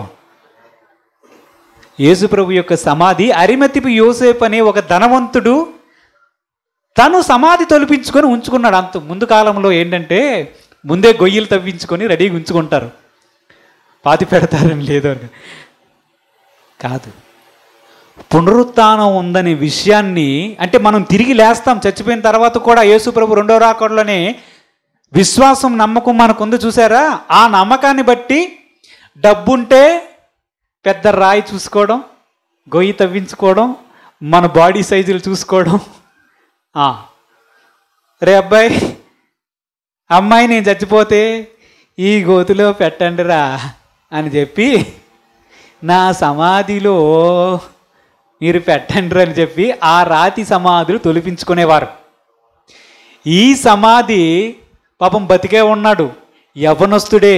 ఎవరు? అరిమతీయు యోసేపు. ధనవంతుడు, డబ్బులున్నాయి కనుక ఇల్లు కట్టించుకోలేదేమో, సమాధి అయితే కట్టించుకున్నాడు. ఆ సమాధిలోనికి యేసు ప్రభువుని పెట్టడానికి గవర్నర్ దగ్గరికి, అధిపతి దగ్గరికి, పిలాతు దగ్గరికి, యేసు ప్రభు చనిపోయాడు అనుకుంటున్నారు కదా, చనిపోయాడు కదా, అతని బాడీ, దేహాన్ని మాకు ఇచ్చేయండి, నేను సమాధిలో పెడతానని పెట్టాడు. ధనవంతుని వద్ద అతడు ఏముంది? 53:9 ధనవంతుని వద్ద అతడు ఉంచబడి. ఈ ధనవంతుడు ఎవడు? అరిమతీయు యోసేపు. దేవుడికి స్తోత్రం, హల్లెలూయా. దేవుని యొక్క వాక్యం ఎంత స్వచ్ఛమైనదో, ఎంత యథార్థమైనదో, దేవుని యొక్క ప్రవచనాలు ఎంత ఉన్నతమైనవో ఒక్కసారి ఆలోచించండి. ఎన్ని వందల సంవత్సరాల క్రితం యేసు ప్రభు యొక్క మరణాన్ని గురించి ప్రకటించారు. అన్ని వందల సంవత్సరాల క్రితం యేసు ప్రభు మరణమవుతాడని రాయించారు. మరణమైనప్పుడు భక్తిహీనులతో, అంటే ఇటుపక్క అటుపక్క ఒకడు భక్తిహీనులతో సమాధి అతనికి నియమించబడినదని రాయించారు. తర్వాత ధనవంతుని వద్ద ఉంచబడతాడంటే ధనవంతుని సమాధిలో ఉంచబడతాడని అర్థం. అంతేగాని ధనవంతుడు తీసుకుని వెళ్ళి అతని ఇంటిలో ఉంచుకుంటాడని అర్థం కాదు. దేవుడికి స్తోత్రం. యోసేపు తీసుకుని వెళ్ళి ఎక్కడ పెట్టాడు? తన సమాధి కాదు. అందుకే దేవుని యొక్క వాక్యం ఏమని రాయబడిందంటే, తాను తొలిపించుకొని ఇంతకుముందు ఎవ్వరూ ఉంచనటువంటి సమాధి, వాళ్ళ తల్లిదండ్రుల్ని, వాళ్ళ అమ్మల్ని వాళ్ళ నాన్నల్ని ఎవరిని పెట్టలేదు. సమాధి తొలిపించుకున్నాడు. తన బాడీ చనిపోతే ఒకవేళ అక్కడ పెట్టమని తొలిపించుకున్నాడు. అక్కడ పెట్టారు. అక్కడ పెట్టినప్పుడు ఏం చేశారు తెలుసా? ఈ విషయం మనం చూసుకొని ముగించుకుందాం. ఎందుకంటే ఈ విషయం యేసుక్రీస్తు యొక్క పునరుత్థానంలో చాలా ముఖ్యమైన విషయం. ఏముంది చూడండి, యోహాను సువార్త 19వ అధ్యాయం 38 నుంచి 42 వచనాలు చదువుదాం. అటు తరువాత యూదుల భయము వలన రహస్యముగా యేసు శిష్యుడైన అరిమతయి యోసేపు తన యేసు దేహమును తీసుకొని పోవుటకు పిలాతు నొద్ద సెలవడిగెను. పిలాతు సెలవిచ్చెను. గనుక అతడు వచ్చి యేసు దేహమును తీసుకొని పోయెను. మొదటి రాత్రి వేళ ఆయన యొద్దకు వచ్చిన నికోదేము కూడా బోలముతో కలిపిన అగరు రమారమి 150 సేర్ల ఎత్తు తెచ్చెను. అంతటా వారు యేసు దేహమును ఎత్తుకొని వచ్చి యూదులు పాతిపెట్టు మర్యాద చొప్పున ఆ సుగంధ ద్రవ్యములు దానికి పూసి నారబట్టలు చుట్టి ఆయనను సిలువ వేసిన స్థలములో ఒక తోట ఉండెను. ఆ తోటలో ఎవడును ఎప్పుడును ఉంచబడని కొత్త సమాధి ఒకటి ఉండెను. ఆ సమాధి సమీపములో ఉండెను గనుక ఆ దినము యూదులు సిద్ధపరచు దినమైనందున వారు అందులో యేసును పెట్టిరి. దేవుడికి స్తోత్రం. హల్లెలూయా. ఈ సమాధి గురించి ఒక్క నిమిషం ఆలోచన చేద్దాం. ఈ సమాధి ఎవరిది? తొలిపించిన సమాధి అరిమతి యోసేపు అనే వ్యక్తిది, అవునా? ఆ సమాధి ధనవంతుడైనటువంటి యోసేపుది కదా. ఈ సమాధి ఎక్కడుందనుకుంటున్నారు? యేసు ప్రభుని సిలువ వేశారు చూసారా, దానికి సమీపంగా ఉండే సమాధి ఒక తోటలో ఉంది. అక్కడికి ఏం చేశారంటే అరిమతి యోసేపు, మత్తయి సువార్తలో ఏమని కనిపిస్తుంది? డైరెక్ట్గా వెళ్ళి పిలాతుని ఆ దేహాన్ని ఇవ్వండి బాబు, యేసు ప్రభు సమాధి చేసుకుంటాను అన్నాడు, అవునా? కానీ యోహాను సువార్తలో వచ్చినప్పుడు మనకి ఎలా కనిపిస్తుంది? యూదుల భయము చేత రహస్యంగా వెళ్ళాడు. అంటే వీళ్ళందరూ శిష్యులే. అరిమతి యోసేపు అనే ఒక శిష్యుడు, నికోదేము అనే ఒక శిష్యుడు. నికోదేము అనే శిష్యుడి గురించి గతంలో మనం ఒకసారి ధ్యానం చేశాం. ఈ నికోదేము అనే శిష్యుడు రాత్రివేళ వస్తాడు యేసుప్రభు దగ్గరికి. తల్లి గర్భమందు ఎలా ప్రవేశించగలను ప్రభు అని అడుగుతాడు చూసారా. ఈ రాత్రివేళ వచ్చాడు అంటే ఈయన కూడా రహస్య విశ్వాసే, ఉదయం పూట రారు, ఎందుకంటే యూదుల భయం. అరిమతి యోసేపు కూడా యేసు ప్రభు యొక్క శిష్యుడే, కానీ రహస్య విశ్వాసే, అందుకే రహస్యంగా వెళ్ళాడు. వీళ్ళిద్దరూ రహస్యంగా మాట్లాడుకొని యేసు ప్రభు దేహానికి నారబట్ట చుట్టాలి. ఆ నారబట్ట కొన్నది ఎవరు తెలుసా? నారబట్ట కొన్నది అరిమతి యోసేపు. సమాధి ఆయనదే, నారవస్త్రం కోడని అరిమతి యోసేపుదే. ఆయన కోసం కొనుక్కున్నది కాదు సుమా, యేసు ప్రభు గురించి ప్రత్యేకించి కొనడదే. యేసు యొక్క దేహానికి యూదుల ఆచారం ప్రకారం సుగంధ ద్రవ్యాలు తేవాలి. ఈ పని ఎవరు చేశారు? నికోదేము తీసుకుని వచ్చి బోలెముతో కలిపిన 150 సేర్ల ఎత్తంట. 150 సేర్లు అంటే ఎంత ఉంటుందో, చాలా కాస్ట్లీ, చాలా విలువైనటువంటి సెంట్లు, పెర్ఫ్యూమ్స్, సుగంధ ద్రవ్యాలు బాడీకి పూసేవి. మీకు జ్ఞాపకం ఉంటే ఒకసారి యేసు ప్రభు యొక్క పాదాలు కడుగుతునేటప్పుడు అక్కడ ఉన్నటువంటి ఎవరు, మిస్టర్ ఇస్కరియోతు యోధా గారు, ఎందుకు అనవసరంగా ఇది బీదలకు అమ్మివ్వచ్చు కదా అని మాట్లాడతాడు, మీకు గుర్తుంటే, అవునా? ఒక బుడ్డీలు అత్తరు తీసుకుని వస్తే ఇది ఎంత విలువైన అత్తరో అని మాట్లాడతారా? అప్పుడు యేసు ప్రభు అంటారు, భూస్థాపన నిమిత్తం ఈమె దీన్ని చేయనివ్వండి, ఎక్కడైతే సువార్త ప్రకటించబడుతుందో అక్కడ ఈమె చేసిన కార్యక్రమం గురించి మాట్లాడుతాడు అన్నాడు. ముందుగానే భూస్థాపన కోసం ఒక స్త్రీ అత్తరును తీసుకుని వచ్చి ఆయన పాదాలకు పూయడం మనం చూస్తున్నాం, అవునా? ఇప్పుడు నికోదేము అనే వ్యక్తి అత్తరు కొన్నాడు. కొని 150 షేర్లు ఎత్తు అంటే ఎంత డబ్బులు ఖర్చు పెట్టి ఉంటాడు? వీరిద్దరూ రహస్యంగా వచ్చి యేసు దేహాన్ని ఎత్తుకొని పోయి ఆ సమాధిలో పెట్టారు. ఒకరేమో అత్తరు బాడీ పూయవలసినటువంటి సుగంధ ద్రవ్యం అంతా కొన్నారు. సుగంధ ద్రవ్యాన్ని అంతా కూడా యేసు యొక్క దేహానికి ఇద్దరూ కలిసి రాశారు. అరిమతి యోసేపు తీసుకుని వచ్చినటువంటి నారబట్ట చుట్టి తలకి వేరేగా రుమాలు చిట్టి ఆ సమాధిలో పెట్టారు. దేవుడికి స్తోత్రం. ఇవన్నీ ఎవరికి చేస్తారు? చనిపోయిన వ్యక్తి చేస్తారు. కొంతమంది చెప్తారు కదా, యేసు ప్రభు చనిపోలేదు, యేసు ప్రభు లాగా వేరే వ్యక్తి ఉంటే ఆ వ్యక్తిని చంపేశారట. అంటే అరిమతి యోసేపుని నికోదేము గారు ఎర్రోళ్ళు, అంతేనా? అరిమతి యోసేపు నికోదేము ఎవరిని చూసినట్టు? పిలాతు ఎవరి దేహాన్ని ఇచ్చినట్టు? మన ప్రభు అయిన యేసుక్రీస్తు సర్వమానవాళి పాపము కొరకు ఆయన కల్వరి శిలువ మీద మరణించాడు. మరణించిన వ్యక్తి పాతి పెట్టబడ్డాడు. ఇది మనందరి కోసం ఆయన చేసినటువంటి బలియాగం.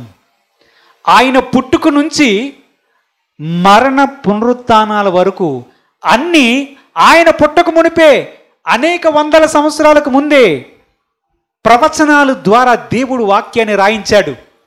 అక్షరాల అవి అన్నీ నెరవేరాయి. దేవుడికి స్తోత్రం. మన ప్రభు అయిన యేసుక్రీస్తు అందరి పాపముల నిమిత్తం తన రక్తాన్ని కార్చాడు. ఆ రక్తములో ప్రాయశ్చిత్తము చేసే శక్తి ఉన్నది. దాని ద్వారానే ఈరోజు మనందరికీ పాపక్షమాపణ లభిస్తూ ఉన్నది. దేవునికి మహిమ కలుగును గాక. దేవుడు తన పరిశుద్ధ వాక్యాన్ని దీవించుగాక. ప్రార్థన చేసుకుందాం. స్తోత్రములు ప్రభా, తండ్రి కుమార పరిశుద్ధాత్మ తండ్రి, మీ పాదములకు వందనాలు. మహోన్నతుడైన దేవ, పరిశుద్ధుడైన తండ్రి, మీ వందనాలయ్యా. నీ విలువైనటువంటి రక్తాన్ని చిందించావు ప్రభువా. నీ స్వరక్తం ఇచ్చి ప్రభా తండ్రి, సర్వమానవాళి పాపములను నీవు పరిహరించడానికి విమోచన ధనముగా ప్రభా తండ్రి నీ రక్తాన్ని ప్రభా తండ్రి ఈ లోకానికి అందించావు ప్రభు. మీకు వందనాలయ్యా. పరిశుద్ధుడు అయిన తండ్రి, మా రక్షణ కొరకు నీ ప్రాణాన్ని త్యాగం చేశావు. ఈ శుభ శుక్రవారం నాడు ప్రభువ, నీవు కార్చిన రక్తముల గురించి, నీవు చేసిన శిలువ యాగము గురించి మేము ధ్యానించి ఉన్నాం ప్రభువ. ఈ వాక్యాన్ని మా హృదయం అనే పలకయందు మీరే వ్రాయండి ప్రభువ. అనేక మందికి మేము ప్రకటించే విధముగాను నీ శిలువ సువార్త సర్వమానవాళి యొద్దకు పట్టుకొని వెళ్ళి నీ యొక్క ఆత్మ జాలరులుగా మమ్మల్ని ప్రతి ఒక్కరిని తయారు చేసి నీ ఆత్మతో అభిషేకించమని మా ప్రభువును రక్షకుడైన యేసుక్రీస్తు పరిశుద్ధ నామమున అడిగి వేడుకొనుచున్నాము తండ్రి. ఆమేన్.